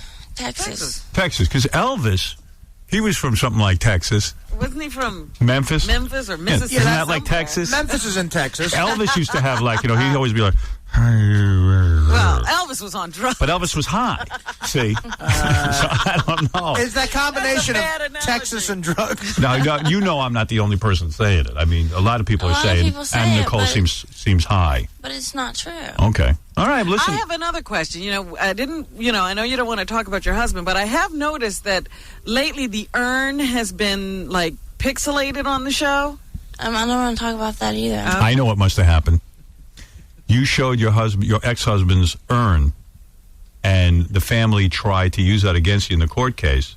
So now they're no? That's not true. Because I heard that dude that the son of that rich guy, that he said, you shouldn't be showing my father's urn, and he was trying to make a whole big deal about it. But I don't see anything wrong with you my showing. life's none of his business. So. Right. Then why are they crossing it out? You don't want to say? It's just I've got it put away. Somebody must have complained. What? Why are you not getting the money from that old dude's estate? I don't understand. Why do you call him an old dude? Because I don't know his name. Personal to me. But he is old. His name is the same So as he's yours. dead now. His name is Howard. Everyone in your life is named Howard. Me, your lawyer, your If you call ex-husband. Howard around Anna Nicole, you're likely to get an answer. Or sugar pie. All right, listen. You put yourself out there. You're doing the show. Of course, people are going to comment on your life. And I said, and I'll repeat what I said earlier, that the way you dress and stuff, I don't think you're aware that you're a heavy-set woman. That's what I said. I know I'm a big woman, so what? So I was guessing your weight. And I was going to say to you today, can you please get on the scale, and then we'll have an over-under. That's all. No. Why not? Why not? I'm not going to get on a scale if you want to weigh me. I'll tell you what. I'll give you $1,000. No. If you get on the scale, I'm serious. Why would you want me to get on the scale I'll tell you why. so you could humiliate me? No, that's not humiliating. I think you should be proud of what you weigh. I don't think any woman really wants to get on the scale and broadcast it to... Why are women, when Anna Nicole is so liberated, why is Anna Nicole embarrassed to say how much she weighs? Because I'm not going to do that. All I'm going to hear is pop jokes from you. What? All I hear is more jokes and more slander. and No, not slander. things from you. I'm not going to slander you. Stupid. I want to prove. I will put $1,000 in your college, the college fund for your child. I'll tell you what, Howard. I'll add another $2,000 and. Boy, the money's really flying around So it's $3,000 for her son's college fund, and I will throw in for her son because I know he likes the game. I'll throw in an Xbox. All right, for your son. Not enough. If we weigh you now, I'll give you $3,000 plus an Xbox for your son. Nope, not enough. He already has an Xbox. He does. We can sell this one. He could have it, do whatever he wants. Sell it on the eBay. Put another room. That's right. Have two Xbox. Yeah. Well, I guess that's not going to work. No, you have to be weighed. Yep. Please, I could win $700 if you, please. Nope. It'll be fun. Nope. Can you tell me if I'm right. How much do you weigh? How much do you think I weigh? Want me to be honest? But you're going to get pissed off at me. Don't be insulted by it. I mean, he's got I'm an already estimate. pissed off at you. You heard the whole thing. I don't know why you're pissed off at me. You know why. You shouldn't be. I'm so nice to you. You are so not. I am always nice to you. You're the one who messes up, not me. God, the whole way over here, all you're doing is picking on me. I was not. I said, I think that your assistant, Kim, is in love with you. And picking with Benji. Yeah. And Benji, with too. Howard. All right, okay. Now, Kim, are you in love with Anna Nicole? It's obvious from the show. Are you a gay woman, Kim? No, I'm not gay. You're not gay? No. Have you been with men? Yes. Have you ever been with Anna Nicole in a sexual way? Not yet, but we'll see. You would like it. Oh, my God. You wouldn't turn her down? Probably not. Yeah, you're in love with her. I mean, you heard it here first. You realize that there's a look that you get when she nuzzles up to you. That yeah, Howard says it all the time. He says, "Oh, look, Kimmy looks so in love." I don't think so. Yeah, he's jealous. Yeah. Plus, you will do anything Anna Nicole wants. Yeah, I mean, even if it makes you cry. I know. Well, I think that's just the kind of person I will do that for anybody. Really. No, not for anybody. No, it's true. I'm. Will you get on the scale? If Anna Nicole tells you said to. so. Because we want to bet on someone's weight. I'll take 150. I'll bet you, though, I know that Anna Nicole weighs more than Kim. Yeah. I know that much. Well, she's tall. Anna Nicole's taller. Yeah. Well, Anna Nicole's bigger boned. How much do you think I weigh? Want me to be honest? Yeah. Will you tell him if he's right? Be honest. I'll tell him if he's close or not. Okay. 300. No. Howard. Jesus. Because when Benji was with you on the couch... Wait, Anna, when Benji was... When Benji was on the couch with you, Benji looks tiny next to you, and he weighs 220 at that point. Benji's a small little guy, too. Yeah, but I'm saying you're tall, you're big. I'm saying you got to weigh 80 more pounds than Benji. I'm saying you're wrong. Beep. Prove it. Prove it. I'm not going to get on the scale. Get on the stupid weigh machine. But you're we have. way off. I'll show you my if and nobody ever sees that. I'll take 2 on the. I've tried to see your before, and you scared your way out of it. What if he shows you first? Howard, would you show it to her for her to get on the scale? Yes. Oh, wow. Oh, my No one's God. ever seen it, you know. Take her in the back. He's never showed No, it. you have to do it right here. Oh, I ain't showing the rest of them. It's for your eyes only, honey. What is it, John? Anna, just get on the scale. We all have bets. Stop being so proud. It doesn't matter. We've all been on the scale. I'll get on it. Just get on the scale. I said no. It's good for the show. Just because you want want to do it. Benji, what are you saying? No, Wait a second. She doesn't want to do it, John. Just cut it the hell out. What are you saying, Benji? Benji, shut up. All of us have bets on it. Anna, just get on the scale. It's no big deal. He doesn't want to do it. What are you, a moron, Benji? Yeah, I am. You want to fight about it? Sure, I'd fight about it. She doesn't want to do it. Benji, what are you, a nut? Come on, man. Are you that in love with this freaking... She doesn't want to do it. Look at this guy, Rob. Oh, my God. What are you, crazy? All right, Benji, easy. John, you're going to have to leave. You're going to have to leave, John. You're going to have to leave. Benji, stop. Benji, stop. He's in love with you. He is in love with you. He's being restrained That's a man by who's in love about with you. 3 different people. Benji, stop. Benji, stop. Benji, stop. Benji, somebody stop. get Benji some Benji, sit cold down. water. Sit down. Benji, sit down.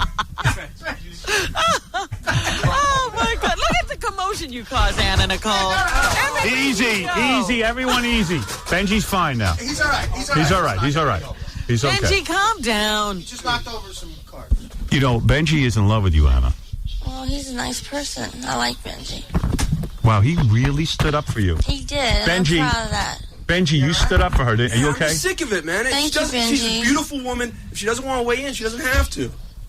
Wow, there's a guy who loves you. Benji, you've proven your love for Anna Nicole Smith. John's a good fighter. I mean, he went out. Anna Nicole, you could see that Benji loves you. What happened? You went... Are you okay, what'd Benji? you do? You knocked his contact lens out. Are you all right now? I just got to fix my contact. All right. But, I mean, it's ridiculous. All right, we heard you. You're proving your love. John's gone. Be quiet. Anna, what happened between you and Benji? That's something else I want to know. Well, we didn't take it far because I had to go back to Los Angeles. Benji was willing to come out there and be sexual with you. Yeah, he was, but he was coming out the same day as my premiere was. He wanted to go out on Sunday and my premiere for the show. Are you not attracted to Benji? You can be honest with him now. I think he's a cutie. But you're not interested in sex with him, are you? I didn't say that. I think Howard K. Stern, your lawyer, blocked Benji from having a sexual relationship with you. Well, it's not going to happen in one day, Howard. Right. Benji, are you all right now? Yeah. You want to say something to Anna? Do you want to go back in the bathroom with her? Yeah, Anna, as much as this is a show, when we were alone and talking to each other alone, there were moments. And I'd like to be alone with you again. Okay. And if you want, we could go to the bathroom right now. I would love just to have a few minutes. Do you want to go in the bathroom with Benji right now? No, but I'm here for the weekend, and maybe we can go have dinner. Ooh. Oh, my God. You think dinner is for the two of you? Do you think maybe pass on the dinner and maybe go out and exercise?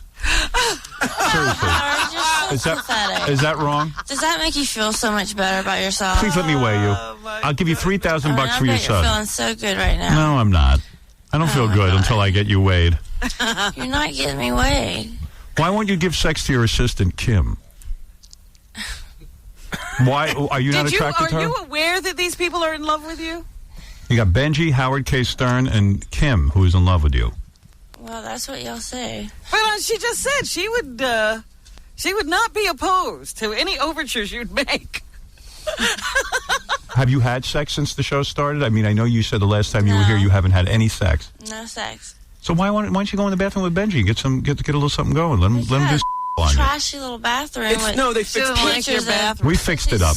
All open. We fixed it up. What do we do? I don't want to be in a bathroom. Why? Because it's trashy. Sexy. We could go to another room. Why don't you go in the green room and do it? I just want to... No, I'll do it this weekend. Really? She's actually saying, Benji, she would go on a date with you. I'd love to, yeah. Let's go to Steven Singer Jewelers, who is on the line with us. Steven, go ahead. You're on with Anna Nicole Smith. Now, I think this show that we're doing right now is going to be on E... When? I don't know. There's some special showing of this show. Do you know about this? I saw a promo for it, but... Let me tell you something. To help the ratings, you should get on the scale and weigh in. That would be the best promotion. Through the Howard, roof. how many times do I have to tell you I'm not going to get on the scale? So I'm correct about the 300 pounds. I'm going to tell you what everyone... Very wrong. I'm going to tell you what everybody guessed. I guess 300. Robin over there guessed 287. Now, that was just because we're playing a game here, and I was trying to get close. But that's all I got to say. Yeah. You have no excuse for that, Robin. It's terrible. Well, y'all are way off. And I admire you, by the way. You don't care that you're heavy. You wear belly shirts. You wear low-cut jeans. You're proud of your body. I don't understand why the uptight thing about weighing in. I'll weigh in. I don't care. She's showing a lot of Because skin. it's just another thing for y'all to make fun of me That's about. not making I'm fun. not going to do it. Why is that making fun? Is that making fun? You will make fun of it. Kim, is that making fun? I think some people would make fun of it. Maybe not. Well, I you wouldn't. obviously were, but other people I was will once see heavy. the show and it'll just blow into this big thing. And I think if she doesn't want to weigh herself, then she shouldn't be pressured. I think Anna Nicole's show is about being open and honest and letting the camera see everything. I don't understand why this one thing is being kept from me. Kim, are you willing to defend I Anna said Nicole no. as much as Benji? Are you going to beat up Howard? You got to admit, Benji's way into you. That's quite a man. I mean, he made a good showing here, Kim. I can't believe Benji's letting Howard bring this up again. The lowest weight that we have on here is from Fred at 250 pounds. I think that's accurate. Fred says you weigh 250. I think I'm right on the money. Oh, my goodness. Is Fred close? He's about 20 pounds off. All right. Under? So you say 230. Yeah. All right. All right. All right. I'm happy. I mean, who cares what you weigh? So does Fred get the money? No. He doesn't get the money until she gets on the scale because I don't believe 230. I mean, That's Anna. your problem. Oh, he's back. Anna, when was the last time you were 230? I mean, honestly, you really think 230? Cut it out, John! No. I'll bet Why you. are you coming in here being No. I'll bet $1,000 that you're over 230. All right. Well, you know, keep your $1,000 and go out and buy you a drink. That's right, baby. What's going on with the show? Are you still taping the show? Yes. Now, when is that going to... In other words, What is a season of the Anna Nicole show? Aren't you getting sick and tired of the camera around you every minute and all this controversy? Oh, I'm so used to it. It's just, I don't know, part of my life now. Are you going to keep it there all the time? Well, they're there all the time from when I get up till I go to bed. Yeah, but I mean, how long is this going to go on? I mean, for years? I don't know. We'll see. I don't know yet. Yeah, who is this? This is Steve Singer. I'm on the line with you. How are Oh, you? hi, Steve. Go ahead, Steve. I just wanted to make an offer to sweeten the pot. I wanted to offer Anna a $10,000 diamond necklace. If she will get on the scale, I'll make it extra long so it fits her. Steven Singer is one of my sponsors. She's offering a $10,000 necklace. And what for her son? A nice Tag Heuer watch for her son. A Tag Heuer watch for her son. What is that valued at? About $1,500. $1,500 plus an additional $3,000 and an Xbox. This is like winning a beauty pageant. Wow, Anna Nicole. I'm glad that y'all want to give me so much, but my answer's no. But you have already revealed your weight, so all it would be is verification. And I'm saying no. Okay, I'm just putting it out there, Steven Singer. Why don't you stop it already? He called. What do you want from me? What, Steven? What's it take to get her on the scale? What would you want? Nothing. I'm not going to do it. Would you do it for... What's the most you could contribute? Oh, your store? Steven. I'd throw in a diamond bracelet for her, too. What's that worth? I got enough diamonds. Really? Diamond, you tell me what you want. We'll make you a nice diamond Anna Nicole necklace. Whatever you want, we'll make it for you. Nope. Won't do it. That's a nice offer. I'm just doing this because I know it's irking you, Howard. No, it's not irking me. I just would Yeah, love to. it is. I would just love to do the bet. If it wasn't irking you, you'd shut up about it. I did shut up about it. It's the people calling it. They're demanding it. And you know, you're an entertainer. You have to give the people what they want. Not this time. All right. Okay. Steven Singer, you're the best. Thank you. Well, we're trying. Let me know. Whatever she wants, get her on the scale and we'll give it to her. All righty. Thank you, Steven Singer. Thanks, guys. Throwing in a necklace, a bracelet, all diamond. Tag Heuer watch. Tag Heuer watch with a value of around $13,000. We're up at about $15,000 now. Wow. $15,000 plus an additional $3,000 from Trim Spa and And wow. with the Xbox, that's about $20,000. Wow. Because I think I would win the contest. And you'd win $700. Go ahead, John. Anna, the guy. No. Listen, no. Get out of here, No, hold on. Xbox just called. You know, the guy who runs Xbox. He promised to throw in all new Xbox products. They have a new NFL game and a whole bunch of stuff. If you get on the scale, this is all for your son. What do I have to do to tell y'all? No, I'm not No getting on the way. scale. Okay, all right, just trying. Be a gentleman. No, I thought her son might enjoy it. That's all. Be a gentleman. Sorry. Howard, I'll make Robin the same offer. She'll show her Hooters. I'll show my Hooters. Wow. Well, hey, listen, you might as well listen to all offers. I think Benji wants to beat up Steve Singer. I never know why you get upset by that. I don't understand. By what? People offering you money to weigh yourself. Who cares? I'm not upset about it. I think it's funny. It is funny. I don't know why you're using the F word. Because that guy over there's a Oh, John? coming in. John is he's a big ass. Well, yeah, we have to put up with him every day. You get it once. Yeah, you're lucky. You come here once in a while. We have to put up with him every day. So how do you think we feel? But Benji defending her honor was It was amazing. Yeah. Very nice of Benji. Benji is a gentleman. Yes, he is. I think there's certain things you whispered to me in the hotel. And What did she whisper? I'm not That's gonna. between us. Yeah, and I feel that there was a connection. Well, she asked you to go to dinner. What do you want? I am taking her to dinner. You're going to blow that too. She's going to blow you off. No, Anna, you definitely want to go to dinner? Yeah. I'd love to take you to dinner. Where are you going to go? Do it now, because once she leaves here, You're not even going to be able to find her. No, I'll take you to somewhere really nice in New York. Do you want to go tonight or tomorrow night? Probably Saturday because I have work to do. All right. What kind of work are you doing? I'm doing Fox News and I'm doing Ricky Lake. That should be good. Oh, boy. Go, Ricky. Yeah. Go, Ricky. You're going out with Daniel tomorrow. Going out with my son. Your son's here? Yes. You know, a lot of people have said they feel your son isn't getting the proper treatment. You know, now that you've put your life on camera, they feel you're not a good mom. How do you answer that? I think that's ridiculous. I'm a very good mother. When we watch the show, sometimes it seems like you just kind of like he seems kind of embarrassed by his mom. Is that your opinion as well? No, he's just very shy of the cameras. Yeah. He doesn't like the cameras that much. How's he feeling about being on camera now and being part of the show? Does he like it or does he hate it? He's getting a lot better with it. At first, he hated it. Now he likes it. If you go to Fox News and they try to weigh you in and you do it, I'll be so mad at you. I'll probably do it just to irk you.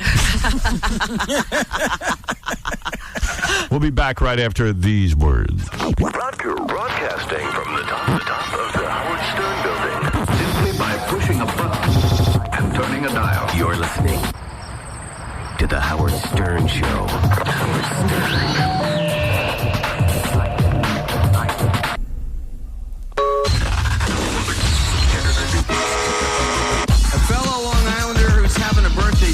Just an average guy.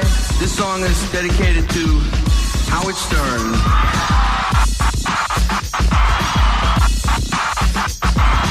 Is it cold? Is it hot? Here's the weather. Go pick your snot. Questions? Yeah, hi, Eddie, CBS Radio. And Mike, is eating here against your Muslim beliefs? All right, okay. That's the kind of stuff that we're not going to put up with, pal, okay? But that's Stern's guy. Hello, I'm Don King. And every morning as I stand in front of the mirror, looking at my hair, I think of and listen to Howard Stern. All right, come on, let's get into some real questions, please. Hey, Mike, does Don King smell as bad as one would think? Come on. Whatever titillates your fancy, one thing is for certain. A guy who's determined to be good and determined to be number one. Number one.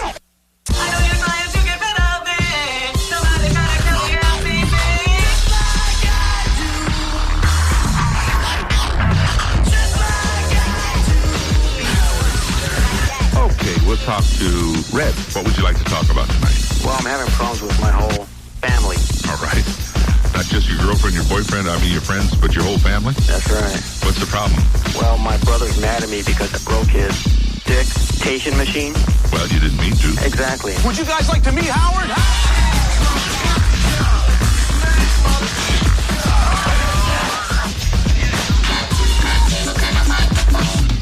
Okay then, let's bring out the Pulitzer Prize-winning author, winner of 3 5-year chits from Alcoholics Anonymous, captain of the 5th grade Hall Patrol, founder of the American Cancer Society, governor of the state of New York, the king of all media, Mr. Howard Stern.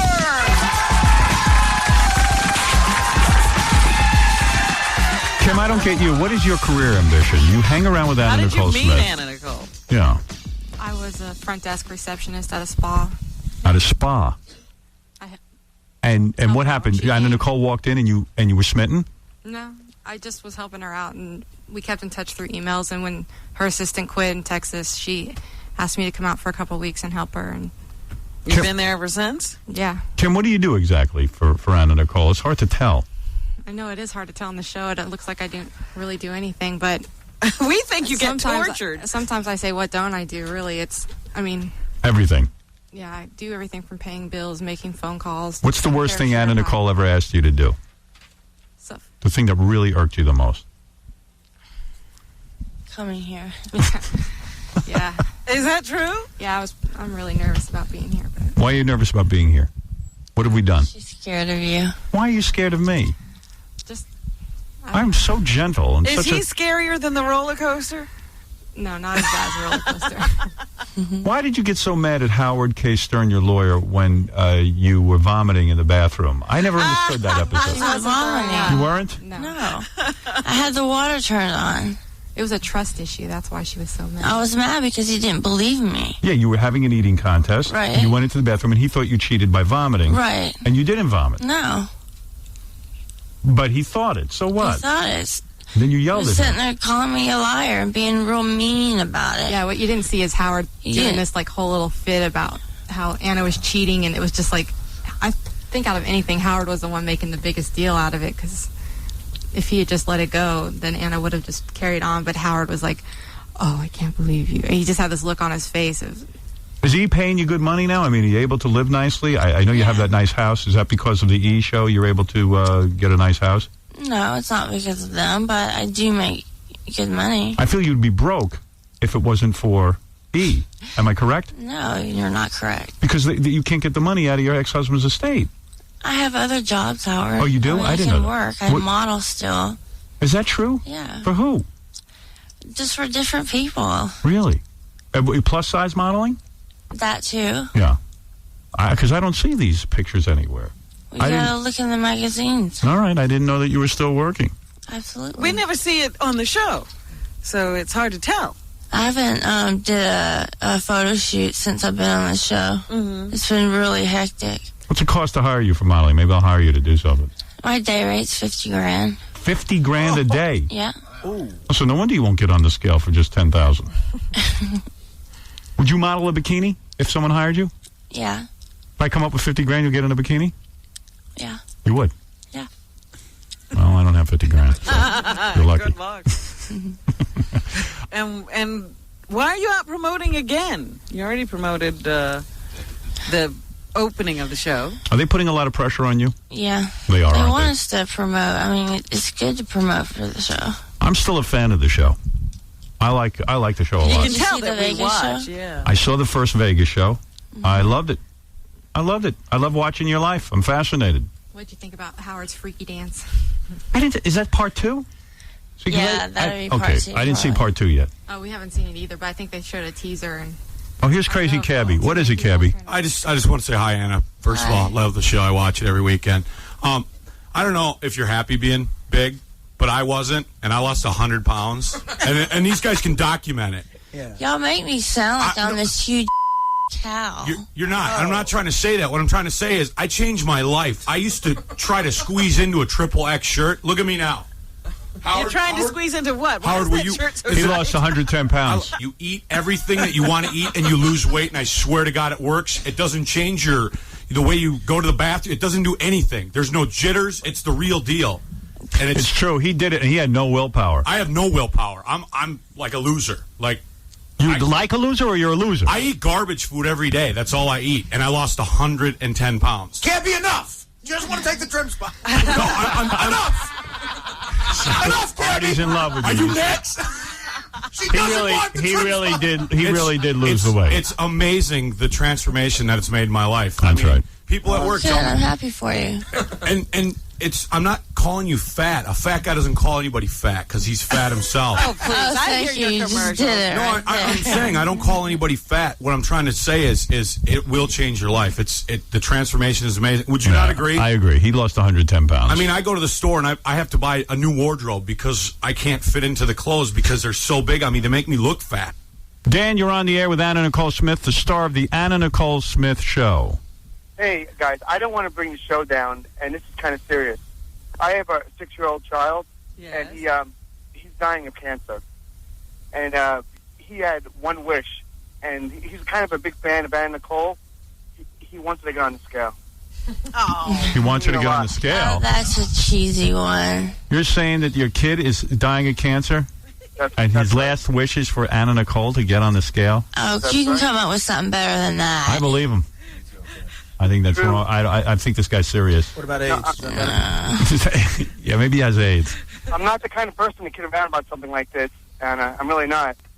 Well, I think she's going to do I'm not it. going to get on a scale. She's not going to even do it for your dying son, I'm sorry to say. Yeah.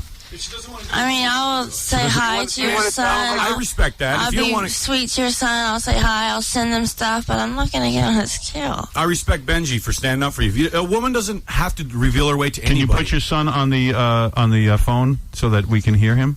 Yeah, I can get him. Do you want Anna? Do you want to tell him you want to do it yourself? Yeah, let Anna tell him. All right, hold on. You have to explain yourself to him because I He's can't. in bed. You mind me? I have to wake him up. Give me 1 second. Don't wake him up. Wake him up. Who cares? He's not going to be around that much longer. Howard. Well, it's true. We might as well get him up. And I can wake him up. So bad. This is his chance to be on radio with Anna Nicole Smith. Now he's going to die. Oh, my God. Now he's going to die sad. Yeah, who wants him to die without... Anna, do me a favor. Anna, don't humiliate him. Don't do anything that's going to make him embarrassed, all right? Well, maybe he can talk her into it. All right, let's see. I really hope this guy doesn't have a son, because bad karma for making up such a story. Well, let's talk to the son. It's the only right thing to do. Yes. Here he is. Hold on. I'm going to put him on the phone, okay, Anna? Okay. What's his name? Chauncey. No, what's the kid's name? Chauncey. Chauncey Jr.? Yeah. Hello? Hello? Yeah, hi, Chauncey Jr. That is not a kid. Sounds like a kid to me. Yes, it is. Hi. He just has that same Chauncey voice. Before you die, what is your wish? I want Anna to get on the scale. All right. I think she's going to do it now. Hey, Chauncey, you're the worst impressionist. Right. No one's falling for that. Yeah, right. Let's take... Chauncey doesn't need chemo to lose his hair. Yeah. Well, he has bad karma now, I believe. I really do. Oh, yeah, he's going to get it for that. You know, the bad karma already hit him. So you haven't had sex even still. I can't believe a woman like you who has such needs. I know. You've been pleasuring yourself? Yeah, How's that going? pretty good. What have you been thinking about lately? These new vibrators I got. I saw when you went to the male strip club. You get off on guys like that, the big husky guys. No, not normally, but the Chippendale guys, there was 2 of them that were just, oh my God. Don't you think most of those guys are gay? Yeah. They are, right? Yep. Yeah. We'd like to hope. Yeah. At least that's what. Praying. At least that's what we're saying. Yeah, please. Because we don't have bodies like that. Exactly. Let's go to Cash. Cash, you're on the phone. Ask a question of Anna Nicole Smith. Anna, Yes. how can you let yourself go like that? Go like what? Like the way you are. What are you saying? Gain Like weight? what? You are so overweight. You're so beautiful. Why don't you lose some weight and come back? Come back and be in the Playboy magazine again or something. Maybe I don't want to do the Playboy magazine. Maybe she doesn't care. I guess you don't care. Maybe she's happy the way she is. Can I say something about someone who You are a beautiful lady. You really should lose the weight. when I was in the military, I was like 180, right? And when I got out, I didn't even realize that I was getting bigger. When you're happy with yourself, it doesn't matter how big you get. You know, people who are skinny don't realize that because they've never been big. Yeah, but Anna doesn't want to be big. Well, Cabby, maybe your boyfriend wanted you to become big. Right. Yeah, nice fake accent. I don't think I'm that big. See, I said that. I said that about you. Then why don't you get some glasses? Yeah, Oh, shut up, you little turd boy. I said, I don't think you think of yourself as a heavy person. I think of myself as a big person, but not a fat person. But Anna, everybody's telling you. Shut up. I'm not talking to you. What? Talk to me. I think. I would tell her. I mean, I don't have rolls in my stomach. Yes, you do. I do not. You do. Don't get offended. Look like Where? you're doing on your She's shirt. not obese by any means. No, She's not obese. It's time to intervene now. You need someone to stand up to you and say, now's the time. No, but I'm saying, you've gotten large, and you are one of the most beautiful women I've ever seen. You're very beautiful. You really are. You really are. She is. I'd bend you over the table right now. Would you bend her over the table right now? I would. I think you're a beautiful woman. And Benji certainly does. Helen, now you're a superstar. At least Benji likes me for who I am. Exactly. A guy here that wouldn't want to fool around with her. Totally. Oh, I'd fool around with her. Oh, absolutely. She's one of the most beautiful guests we've ever had on. She's one of the most beautiful women in the world. There's no question of that. Wow. Look at this. What? I mean, the sweet talk is crazy. First, Cabby says she's not obese. Well, she's not. Very nice. You've seen obese people. I mean, come on, Artie. I know. Look in the mirror. Fat ass. You see how nice Cabby's being? I think it's because most women, when they gain some, they don't look as beautiful as she does, and she's just shocking everyone how beautiful she still looks. Oh, shut up, Benji. No. No. Hey, Benji's trying to work his magic. All right, let's go to John. Come on, let's get off the weight thing. Let's talk to Anna Nicole Smith. Come on, Anna Nicole Smith is on the air. Howard, first I can tell you why the urn is being digitalized. The family complained, and they don't want to be on television anymore, so he made the decision to edit the urn from all future shows. Yes, that would have been my guess, actually, if everyone would be honest. I think the urn of your ex-husband is edited off the show or blocked out, as they say, because the family complained. They thought it was sacrilegious. Now, the other thing I'd like to ask Anna is, obviously Benji is in love with her from the way he's been acting all day. Would this be the type of person she wants to marry in the future? I don't believe Anna Nicole Smith is attracted to Benji and she's afraid to tell him. That's not true. Benji's a very nice person. Would you be in a romantic, loving relationship with him? I don't know. We'd have to see. We're going on a date Saturday night. I don't believe it, but let's see. I don't believe that she's interested in you. I hate to burst your bubble, but I don't think you're going to get anything off her. Do you think she wouldn't be able to tell him here? I'm telling you, Benj, you will not. What are you doing, Benji? What are you? Contract. What is this? A contract? You're going on a date. Okay. Sign the contract that you're going on a date with Benji. You know, that's classless. Read it first, then. What does it say, Anna Nicole? If you can read that thing because it's in Benji's handwriting. I do hereby promise and swear I will go out on a date with Benji this Saturday, September 14th, 2002. Well, are you going to sign it? Now, does that mean Kim will be there and Howard K. Stern? Will you go yourself, or will Howard K. Stern and Kim be with you? Howard might go, but I won't. He won't. That's the question I have for Anna, Howard. No. Does Howard K. Stern have total control over Anna? Like, Anna, if you wanted to date Benji and Howard K. Stern told you not to, would you listen to him? I feel he has total control. I think if you guys watch the show, She changed the contract. She's making revisions. What are you writing? Putting in maybe. She said maybe Is Sunday. that fine print for the sex clause? She said maybe Sunday. That's fine. Either Saturday or Sunday. Maybe Sunday. Take a good look at him, Anna Nicole. Oh, she's kissing Benji. Right on the mouth. How about some tongue? I think, you know what, Howard? I think they're going to have a nice romantic 6-hour dinner. Well, I'll tell you what, Anna Nicole, I can't wait to hear all about the date. I hope it is romance for you. I'd like to see you have some romance. I would. I would like to see you have Howard, some romance. she married Howard. She married that guy Howard because she was in love with him, not because how he looked. I mean, Benji's looks and it's all about the person. Am I right, Anna Nicole? Absolutely. I mean, you know. Yeah, that's the problem with Benji. His looks. What, the person? His Howard personality. See, you see Benji's personality at work, and he's trying to be a comedian or he's trying to be funny. He No, might he's be not. completely different off the air, and Anna Nicole might have saw a side of that you guys never see. I mean, and Benji's not trying to get in your pants. Let's go to Vinny. Vinny, you're on the air. What's up, Howard? How you doing? Hey. I just wanted to say, Anna Nicole, you're just, you're beautiful, you're big, and, you got to accept it. But, what do you call it? You're not offering her the right thing. You got to offer her, like, 10 milligram Valium, like about 100 of them. Anna Nicole says she's not on Valium or any other drug. Yeah, I have no reason not to believe her. Come on. Isn't everybody nowadays? Well, everybody might be, but Anna Nicole says she's not, and I do believe her. I do believe you. Thank you. It's true. You look exhausted from this. I think it's time to end the interview, isn't it? That would be a good thing. Oh. Do you think it didn't go That's well? the first time she smiled. Don't you think it went well? I thought it could have went a lot better, but What would you have liked me to ask you that I didn't ask? no, I just wish you wouldn't have dogged me out before I came here I didn't dog you out. and had such an issue about the scale. Well, all right. Well, I didn't mean to get you so down. I just thought... I'm not down. I didn't think you would even care. I thought you'd step right on the scale and say, hey, I'm a big woman. I don't care. Here's what I weigh. I really did. I thought that was your whole attitude toward life. Yeah. I didn't know you'd get upset. Women are weird like that, man. They don't want anybody to know their weight. It's Well, Why? that's what he's That's saying. like the He unwritten thought question Anna you don't was ask a different. woman.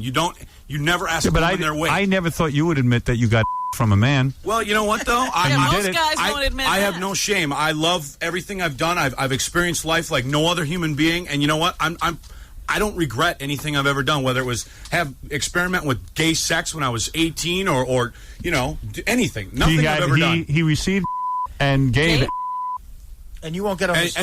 And now I'm engaged to the woman that I want to spend the rest of my life with. His name is Steve. Yeah, sure. No, her name is Tara, and I love her. And if she asked me to, I'd do anything. I would do anything for this All woman. right, That's the Kebby, kind of what love did I you have. learn from your experiment? What did I learn from my experiments? And what can the world benefit A, from? I'm not a homosexual, and B, it hurt. It did hurt? It hurt like hell. Your fiance? Hi, man. Yeah, she knows. She knows everything. Oh. I mean, come on. How You could she told her not you know? received... Yeah, how could she not know? I told 15 million Howard Stern listeners. How'd you break the news to her? Were you in bed and said, I listen... think she probably heard it on the radio like everybody else. And she said, is it true? Yeah, we've talked about it. Right. I was young. She doesn't worry that she'll lose you to a guy sometime? No. I can't picture you taking... Well, you're the only other man I'd give it up for, Howard. Oh, thank you, kid. Aren't You know I lucky? love you. Aren't you lucky? And I know you're well. Who is your fantasy man, Anna Nicole? Out of all these famous guys that you see on TV, if you could have one man, who would it be? That's a big one. I love Michael Keaton.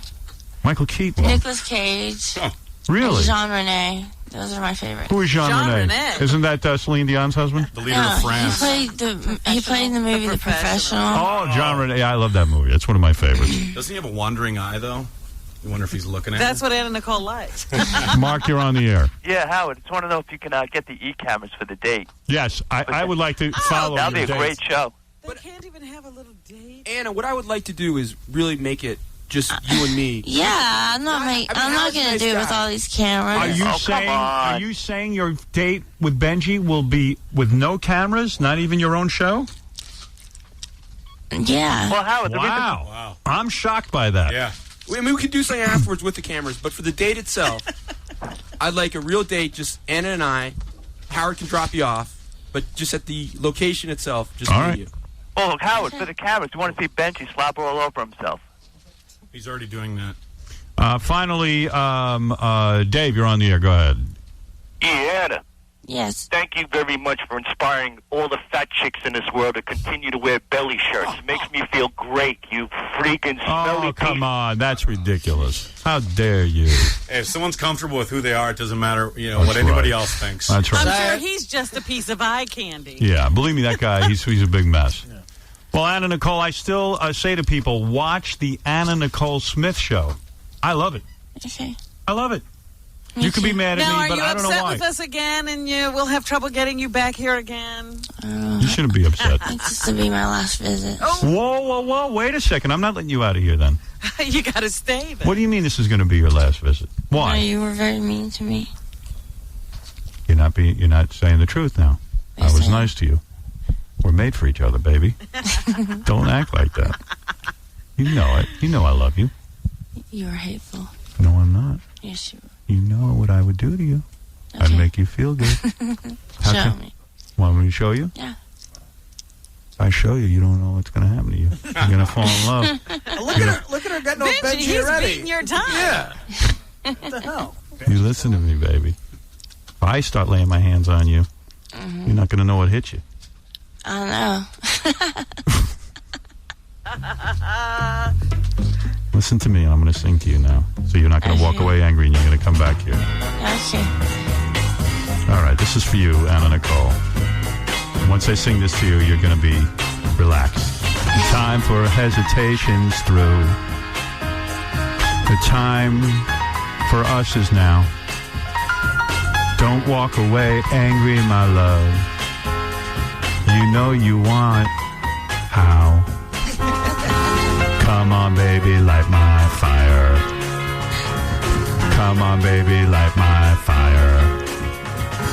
Try to set the night on fire.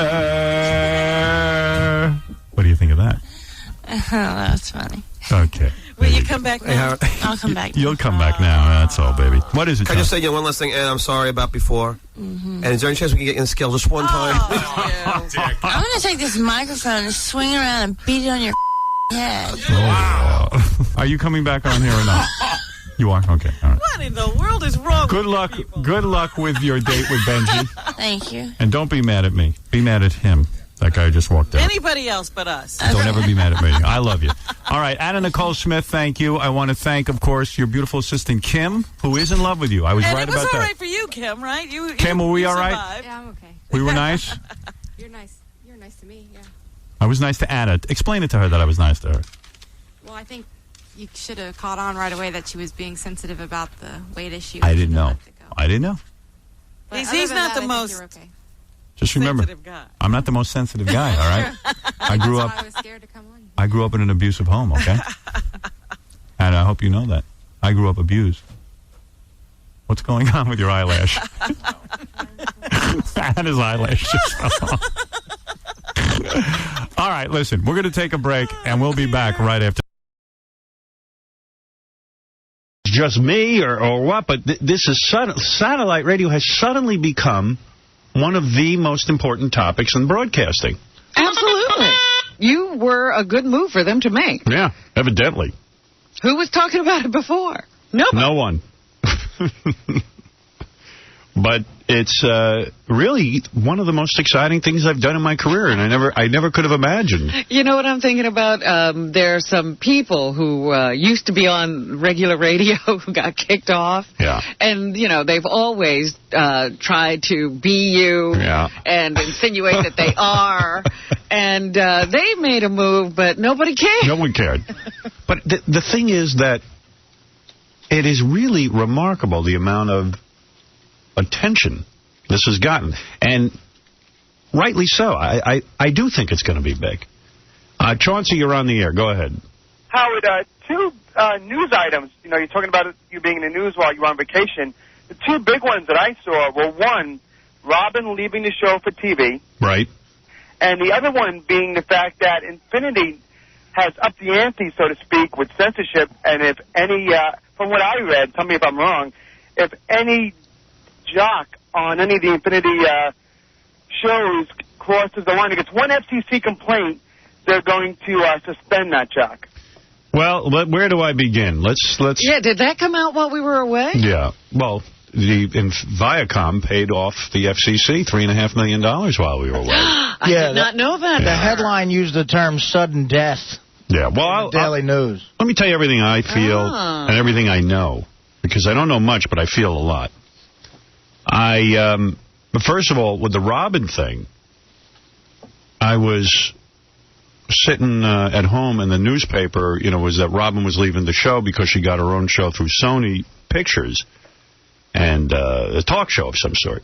So I read that, and I went, that's kind of a kooky article, because I was thinking, well, I mean, not that I know, I haven't spoken to you about this, but my theory was that, well, what is going on with this? Well, let me hear your theory first. You know what? I said, I didn't know anything was going to come out in the papers. Right. And I was away. And the first I heard about it, I was getting off the plane on Friday, and the guy sitting behind me asked me for an autograph just as I was getting off, and he says, and I just heard you're leaving the show, that you signed a new deal that'll take you off the show. And I'm like, what? Yeah. So then I heard it was the Post, and I said, oh, then they got it wrong. Yeah, they get everything wrong, because there was something else they got wrong, too.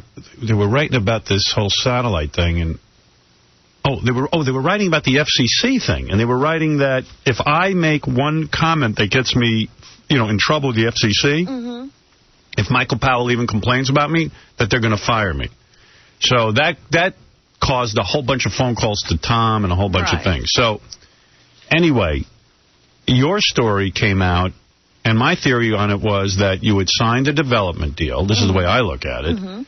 Which a lot of people sign. Like, Artie signed about 5 of them. That's all Artie does. Yeah. It's a good way to get a condo. Yeah, you signed a development deal to develop your own talk show, which I think would be great. I would watch it, provided you had some chicks on there that get naked or are good-looking. Oh, sure, that's daytime TV all over. Whatever. Haven't you learned anything working here?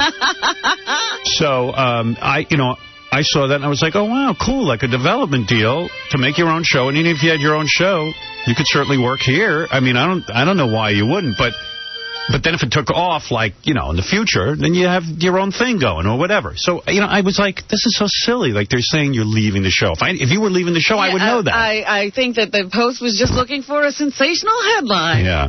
And then all the news stations picked it up and said, well, Robin Quivers is leaving the show. And I go, that's just not true. You're kidding. Because everywhere I went, like, people went, oh, you know, hey, I hear Robin's leaving the show. That's terrible. And, you know, I got a lot of email. And I said, she's not leaving the show. I mean, maybe sometime in the future if her show was as big as, like, you know, Ellen DeGeneres or Oprah or somebody. But I would also have had to not enjoy being here. Yeah. It was really weird. So I said, well, why? I'm sorry to interrupt, Howard. Can I ask a question to Robin about that? Sure. Robin, if you had the choice of your own show or being Howard's newswoman or co-host, however you want to describe yourself, which would you rather have? I've made the same choice for 23 years. No, but no, you haven't. Yes, I have. I could have always done this, Chauncey. You don't know anything about my life or what's offered to me. Besides, why would she have to do one and not the other? Right. Why would it have to be a choice? But, I mean, it was so weird. It was just like a weird article. I went, like, wow, everybody just tries to screw us up. Well, that's what I said. You know, I looked at it and I said, whoa, there's, you know, the Post doing a great job of trying to put wedges between people. Yeah, it was really weird. And I knew it was like I was happy for you. It was a good announcement, Robin getting a deal with Sony. I mean, God knows what they pay you just to be in development. I mean, it's got to be good. And then she gets to develop her own show. And why shouldn't she have her own show? In fact, I was going to talk to you about over at Sirius getting you your own show, too. Mm-hmm. You know what I mean? Believe me, these are all, you know, thoughts. And the thing is that... Even if you did like an hour a month, like your own thing. Right. Well, what it meant to me was, you know, I didn't know what you were going to do in the next, you know, year. And so I said, you know what, I should start developing something now that, you know, maybe I could go into in the future. So what kind of show is this, like an Oprah show? No, definitely not. Why, I would do that. That's easy. Well, Oprah's doing that. Yeah, well, so what? So Oprah's doing Donahue. You might as well do the same thing. What would you do? Let me hear what's going on. Well, mine would be more of a magazine show. Magazine? Yeah. Like, what do you mean? Like, reporters come in and talk to you, and then they go to a piece? Yeah. Oh. Yeah, that sort of thing. In the daytime for, you know, that audience. Why don't you just give away a car every day? I'm going to give away a lot of stuff. There'll be a lot of contests, a lot of, as I see it, there'll be a lot of giving away. Really? A lot of developing, a lot of discovering. Bang a different celebrity every week and then talk about it. Well, that would be fun. My first guest, David Duchovny, I banged last week. David and I slept together last night. How was it for you, David? Yeah, that would be great. I would watch that. That's a ratings grabber. Sure. I guess that leaves me and you already doing the show while Robin's off banging David Duchovny. All right. All right. I'll bang him here live. Oh. You know, Robin, I see a lot of problems, Robin. I'm sure you do, Chauncey. Well, and I'll tell you right off the bat what I see to be a problem. There's going to be problems with guests publicists that don't like Howard Stern, or you're going to try and get people. It's not a guest-driven show. Nothing to do with celebrities. No, not unless they want to come on. Ooh, there goes your problem, Chauncey. Shot down. Troubleshooter. No celebrities. I see a conflict of interest.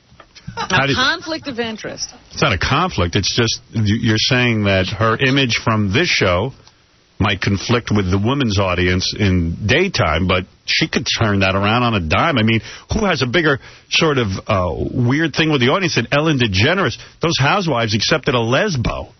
Right. And they all pretend she's not. Same with Rosie O'Donnell. They all just kind of closed their eyes and swallowed their bitter medicine that these chicks were doing other chicks.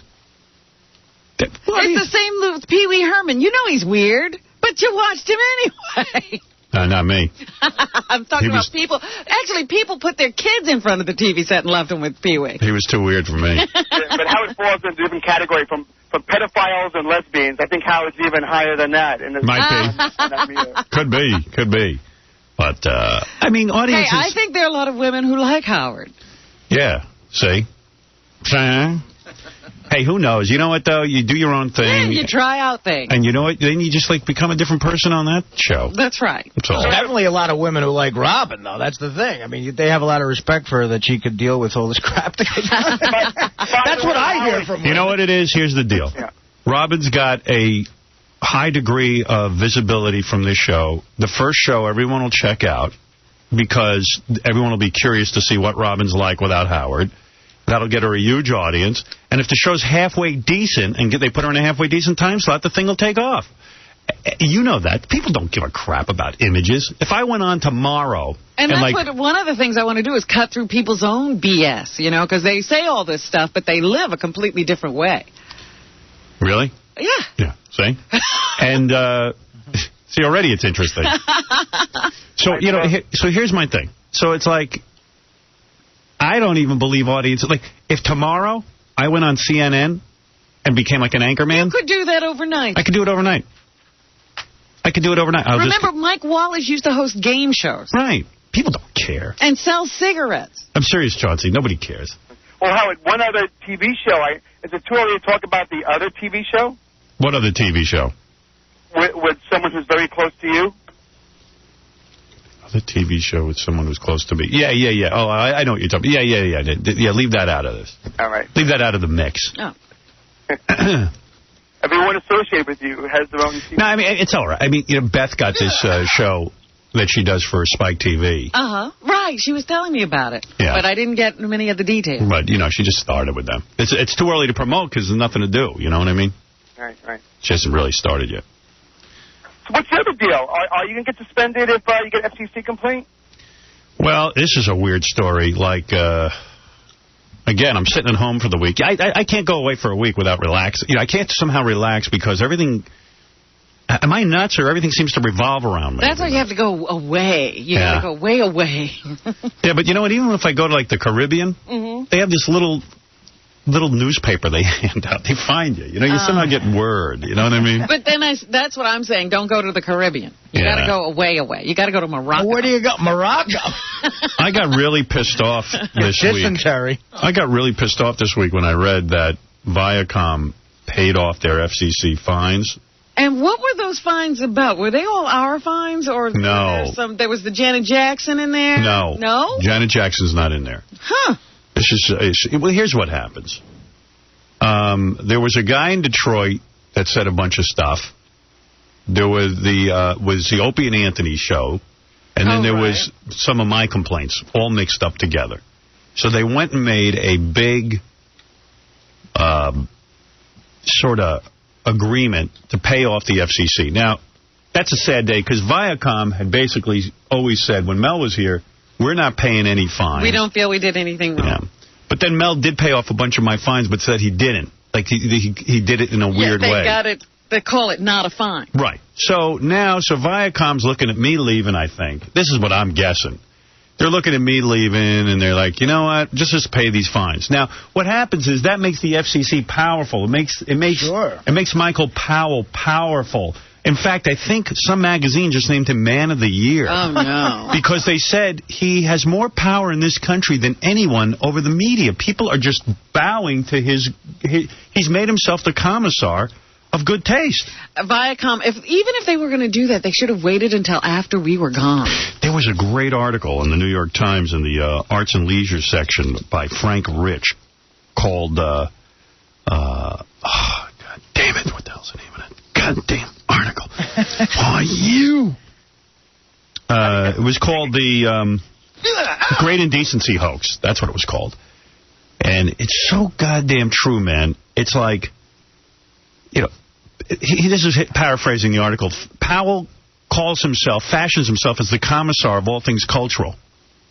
Like he just talks about everything now, and he goes, I don't know if there's anything indecent about the NFL or running that thing with Nicolette Sheridan, but I think Walt Disney would be flipping over in his grave. It's like, shut up. I'm saddened. I'm sad. Like, who are you? Where did you come from? This is not for you to be. He is constantly in the news. He's getting his name out there. You know the guy has a hard-on to be famous. And, now he gets interviewed all the time. Well, what do you think of this, Mr. Commissioner? On his website, the guy was having... He took it down out of embarrassment when I started pointing it out. There's still a link to it. He doesn't know that. You can find it. But he used to have pictures of himself with Aretha Franklin and Mickey Mouse and, like, all the different celebrities, you know. He had met. I mean, the guy's psychotic. And now he's going on television show after television show And I don't know if it's indecent, but I believe Walt Disney is turning over in his grave. No one asked you to be the cultural editor, if you will, of this society. Yeah, all of a sudden we have, they have that board in Canada, and we used to laugh because, this board in Canada sits and listens to radio shows and decides whether other people can hear it or not. Yeah. We've gotten that way here. So anyway, they go on to say that a poll says that 22% of the voters said on November 2nd that they cared most about moral values. And then Frank Rich goes, he forgets that percentage is actually down from 35% in 2000 and 40% in 1996. So this perception that everyone's somehow more moral and wants the FCC's involvement is a lie. Then the FCC claims they received 159 complaints, which led to $1.2 million in fines against Fox Network and Married by America, which isn't even on the air anymore. And the actual number of complaints was 3. Yeah. 3 complaints. Even 159 to get over $1 million in fines is ridiculous. Yeah.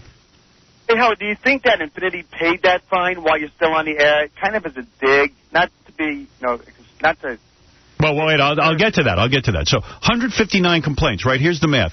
There were only 90, not 150. All 90 were written by 23 individuals. Of the 23, all but 2 were identical repetitions of a form letter circulated by the Parents Television Council. Right. So they're really the only ones complaining. Yeah.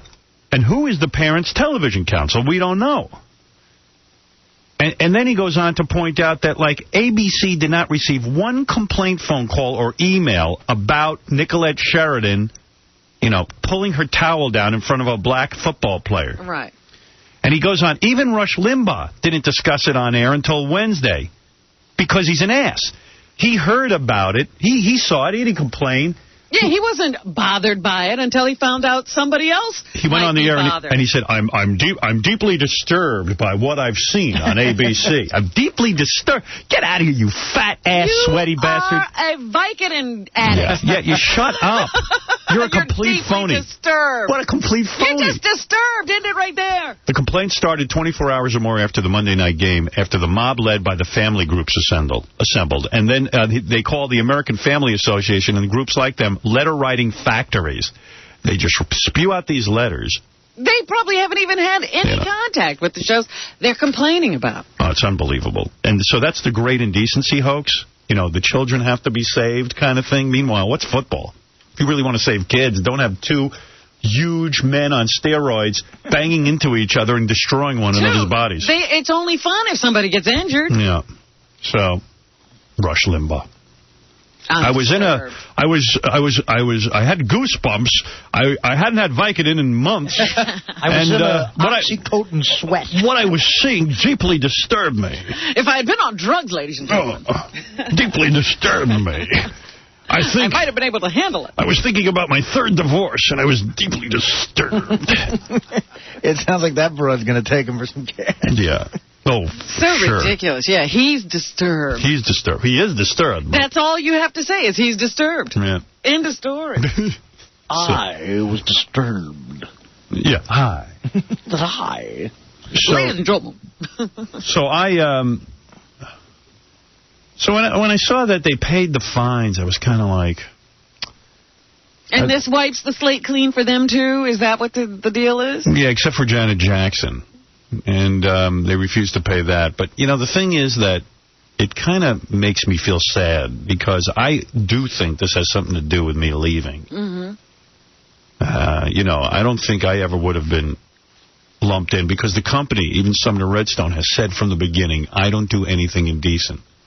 Now, they're claiming when they paid that they said the guy in Detroit was indecent. They're admitting there was indecency there, but they're not saying that about me. But that wasn't clear in any of the articles, that they're not admitting that I was indecent, but they're just paying up everything. And then it said in the paper that if anyone, including me, gets any kind of complaint from the FCC, one, they're suspending me and then firing me. And then I went, well, that's... One? Yeah. A complaint, not even an actual citing. Just, you know, we have had a complaint. Like a complaint from the FCC, which is a notice of apparent liability. Right. They called it sudden death. Right. That's what it says. So then I read that in the paper, so I quickly called Tom on the phone, and I said, look, I need some clarification here. You're telling me you guys work the delay button here in New York. You got a delay button in every radio station almost. And I'll go on the air, you'll let it through, and somehow I'm fired? You're fired, yes. I was like, well, what about you guys getting fired?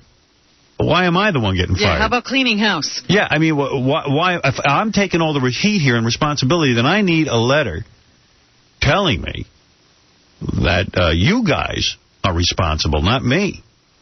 Because I really don't know anymore what the hell the FCC wants. It's become too confusing. Yeah, and that's why I'm getting out. I'm completely run ragged over this. I don't even understand what it is these guys are trying to say. Like we said a couple weeks ago, when ABC decides to run Saving Private Ryan, and 66 local stations say, we can't take the risk. Well, after it was played on the air for 2 years straight without complaint. Well, I'll tell you something even better. On one show, speaking of Saving Private Ryan, Michael Powell was on. And they said to him, it was a reporter or a show, I don't know which one, but I read about this. They said to him, what can you tell stations who want to run Saving Private Ryan? And he wouldn't answer. Now, which means even if the material can be seen ahead of time, he will not answer if it's indecent or not. Because he waits for the public to react and then finds people. So now they were in the position of going to him ahead of time, and he wouldn't even say whether it was indecent. So he censored this material without a discussion. Yeah. To think about what just happened, what I just said. He wouldn't answer. Instead of saying, yeah, it's fine to run that, he won't do it. You know why? Because if he says it's fine to run that, and people looks like an ass. He's not taking that chance. Right. He wants to be their commissar. Right. There is the weirdest thing going on. So when Viacom, we're sitting on vacation, Viacom bows to this ridiculous FCC. There's a blanket statement. Okay, we'll pay you $3.5 million. $3.5 million. Amazing. To the federal government. God knows what they're going to do with it. Where does the money go? Yeah, I don't know. I don't know. Getting to be goddamn ridiculous. But I got to tell you, I was completely depressed. Like, on the one hand, I was elated that I'm leaving here. The second hand, I was like, well, wait a second. I still have a year here, supposedly. You know, what does it mean? What does it mean? Like I said to Tom, you got to clarify this. So what did Tom say?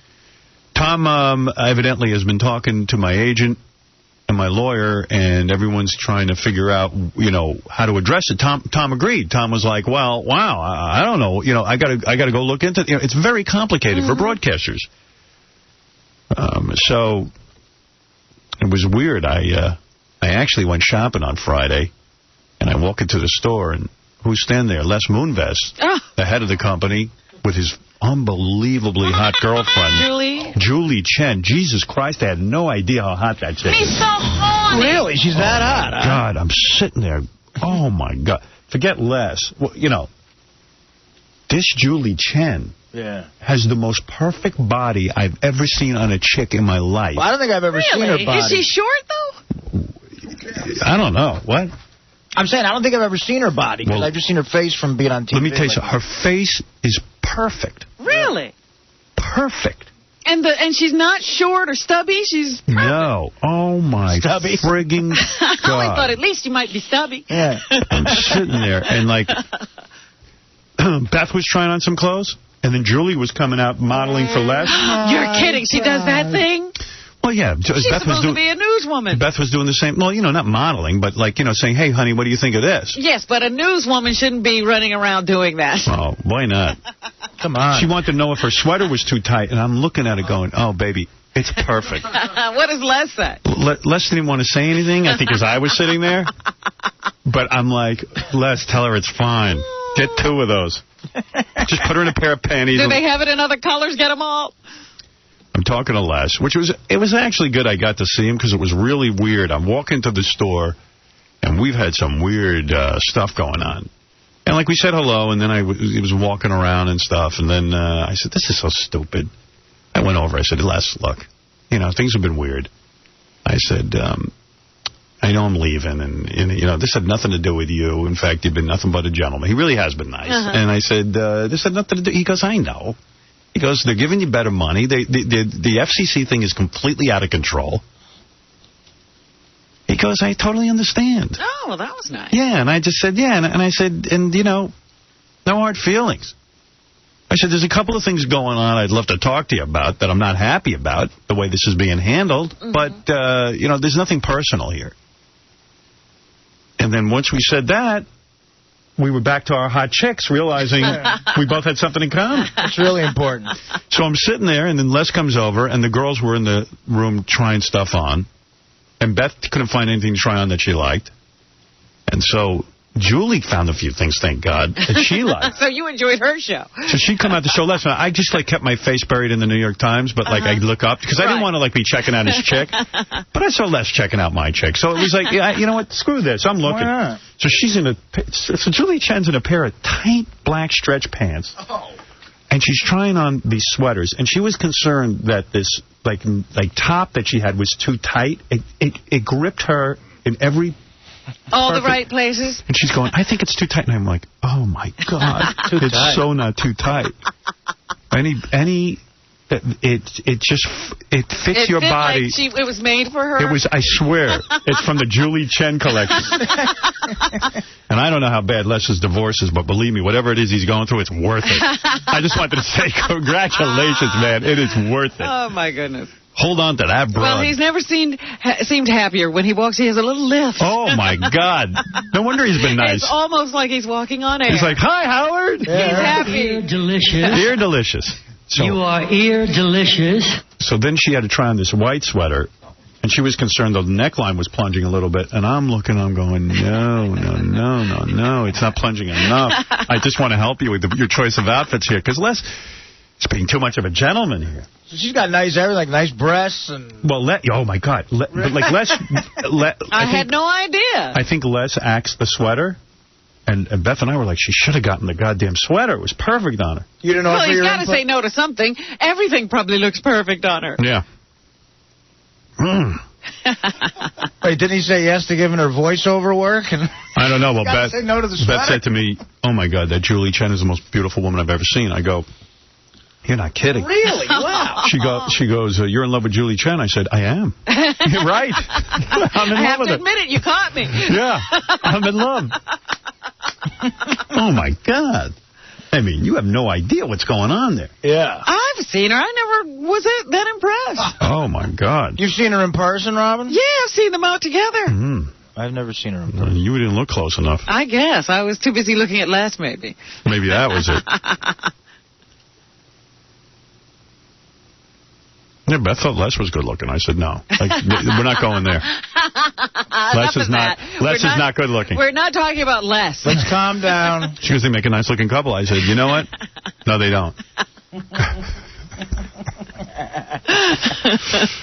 But yeah, that was kind of fun going shopping with Les. So you didn't make a time to make this call to talk about things. You're not really going to do that. No. It was uncomfortable enough. But I mean, you know, he's not a bad guy. The whole thing's just gotten so out of hand with me leaving and really Joel Hollander trying to be the big man in all of this. I know it's his fault. But that's going to bite Joel in the ass because the radio division isn't doing great. And when they fire Joel's ass, he better not come looking for a job over at Sirius. I don't want to hear about it. It ain't going to happen because he just hasn't been nice to me. Wow. But I'm a little shocked by that, too. Nobody did anything to him. He wasn't here long enough. Yeah, I mean, really. When did you get in my life? Like, all of a sudden, he's like, my proud papa. Maybe he should have checked with somebody about your history with this company. Yeah. I mean, and I was upfront about the whole thing. I really was. I said, I'm talking to satellite company. I'm talking to everybody. Believe me, I know. I mean, even before Mel left, he had approached you. You said the same thing to Mel. I did. Mel came to me and said, if you could get a better offer in satellite, you should take it. And I said, all right, I'll look into it. That's what I did. I mean, when you're getting that kind of vibe. And you can't get on any new stations. Right. What does it tell you? Sort of stopped, and nobody's telling you that the dam is going to break in your favor. Yeah. Hey, what's happening, Rodney? Howard, up here in Syracuse, they're cutting every reference to Sirius out. Oh, that's so silly. Isn't it ridiculous? That's ridiculous. Well, listen, it's part of my life. It's where I'm going. And by the way, regular radio, overreacting to me leaving, panicking, if you will, is laughable. It shows you how weak-minded everyone is. It's laughable. It's going to be weak-dollared for them. That's the problem. They're just looking at the bottom line. They don't really care about what you're doing. It's crazy. Who cares? I mean, it's like when I wrote my books and did movies and stuff, nobody felt threatened. Yeah. To me, satellite radio isn't even like regular radio. It's more like selling movie tickets. It's more like a movie. It's like you're saying, hey, you got to pay to get in. Don't we talk about television? Yeah. Television is a direct competitor to radio. Yeah. I'll talk about your new TV deal. I don't care. I really will. Who cares? Right. So edit all you want. It's up to you guys. Edit whatever you want out. I'll talk about whatever's going on, and you guys edit whatever you want out. That's the deal. And if you don't like what I'm doing, just play music. What can I tell you? They took you right off on Friday. You weren't even on up here on Friday. I think we weren't on anywhere on Friday. Were we on Friday? Do we have a best of show? We might not have. Yes. We did? Oh. We had one on Thursday, too. We had one every day last week. Oh, and they took it off? In Syracuse? Nothing. In Syracuse, all we had was the two local droids up here talking about sports. Wonder why they did that in Syracuse. I mean, I know we're highly rated. Why would they? They wouldn't even answer the phone at the radio station. Why wouldn't they run best of, Gare? Did they say? I had no idea that they didn't. Hey, what do I know? You know what, dude? Yeah, who makes that decision? I don't know what's going on. Who does? It's the same people who make decisions like you got to play 10 records an hour if you got a guy like me doing a show that people want to hear. Yep. It's the same crap over and over again. Yeah. Everybody wants to control. True. Hey, maybe they're trying those guys out. When I leave, they can replace me. So maybe that was... Yeah, well, they'll lose the readers. They'll lose the listeners on that one. That was a horrible show. All right, dude. Thanks. All right, thanks, Howard. FCC. So true. FCC. This is what happens when you give somebody so much power. Now you're talking about women dropping towels, and he doesn't like it. Yeah, way too many hands stirring the pot. Carrie, you're on the air. Hey, Howard, how are you? Okay. I wanted to know, when you interviewed Michael Powell, I heard bits and pieces of the interview. Did you ever ask him if he's read the First Amendment? Well, first of all, I didn't interview him. I called into a radio show. I'm sorry. Yeah, I called into a radio show and sort of tried to talk to him, and he basically answered some things, but for the most part, they cut me off. So, I never got to ask him about the First Amendment. I can't believe the scrutiny that you all go through. As a high school journalism advisor, I have more leeway than you do. I know. Hey, do me a favor, just for the audience, can you compare yourself to Julie Chen? Where do you stand? Are you better looking than her or less better looking than her? Well, I would love to be in the same class as her. Unfortunately, I wasn't sweater shopping this weekend. I was satellite radio shopping this weekend. Nice. Because we're going with you, baby. Thanks, baby. I'll see you there. Okay, bye-bye. Later. Nice. There you go. Chicks. We need chicks. And you know what? That radio looked perfect on her. It did. To me, you're better looking than Julie Chen. Wow, now I can't wait to see Julie Chen. I'm telling you, man. You got no. You know what? Here's the show. You think CBS is always looking for shows? Julie Chen goes shopping. Tries on sweaters. Just sweaters and shopping with Julie Chen. Yeah, and just let us look at her shop. I'm telling you, I bet you, if she agreed to that, I could do a special on CBS. Share. Yeah, an hour. Shopping with Julie Chen. Every dude would tune in. What is she, like, got a half Asian thing going on? Yeah. Yeah, she's like half. She's not quite white. Right. Perfect. You think she's half Asian? I don't know anything about her background, but she could be Mexican. I don't care. I don't care if she's black, you white. didn't even notice. I don't care what she is. She looks like an Asian. Yeah, I like that. I've never had an Asian.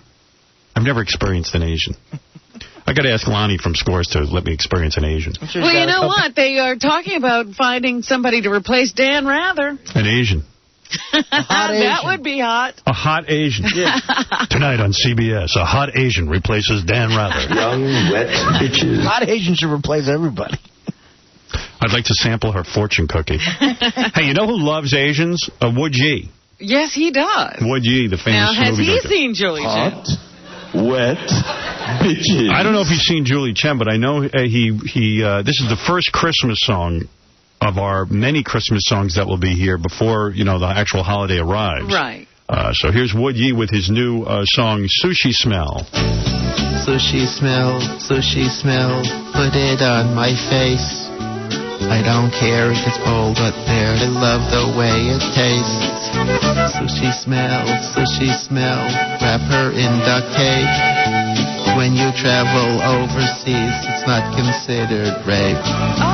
Going to Hong Kong, yes it is, with a pistol, throw her in my car. Her hands behind her back. He's sick. I'm not into drugs, but I love fortune cookie crack.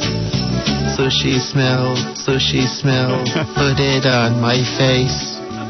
I don't care if it's cold up there, I love the way it tastes. Sushi smell, wrap her in duct tape. When you travel overseas, it's not considered rape. I think he's going to jail. I was going to say, can't you arrest him just for the song? This was playing in a store. That's where I found it. If a guy is intending to do this, I think he should be under arrest. He's going with a gun and some what? Duct tape. Yeah, duct tape. He thinks he's funny. A pistol. All right, we got to take a break. We'll be back right after these words. The Howard Stern Show. Hey, what's up? This is Suge Knight. Keeping the West Coast, keeping the gangster. It's always a pleasure to be on the show with Howard because you can say what you want to say, do what you want to do. That's what's up.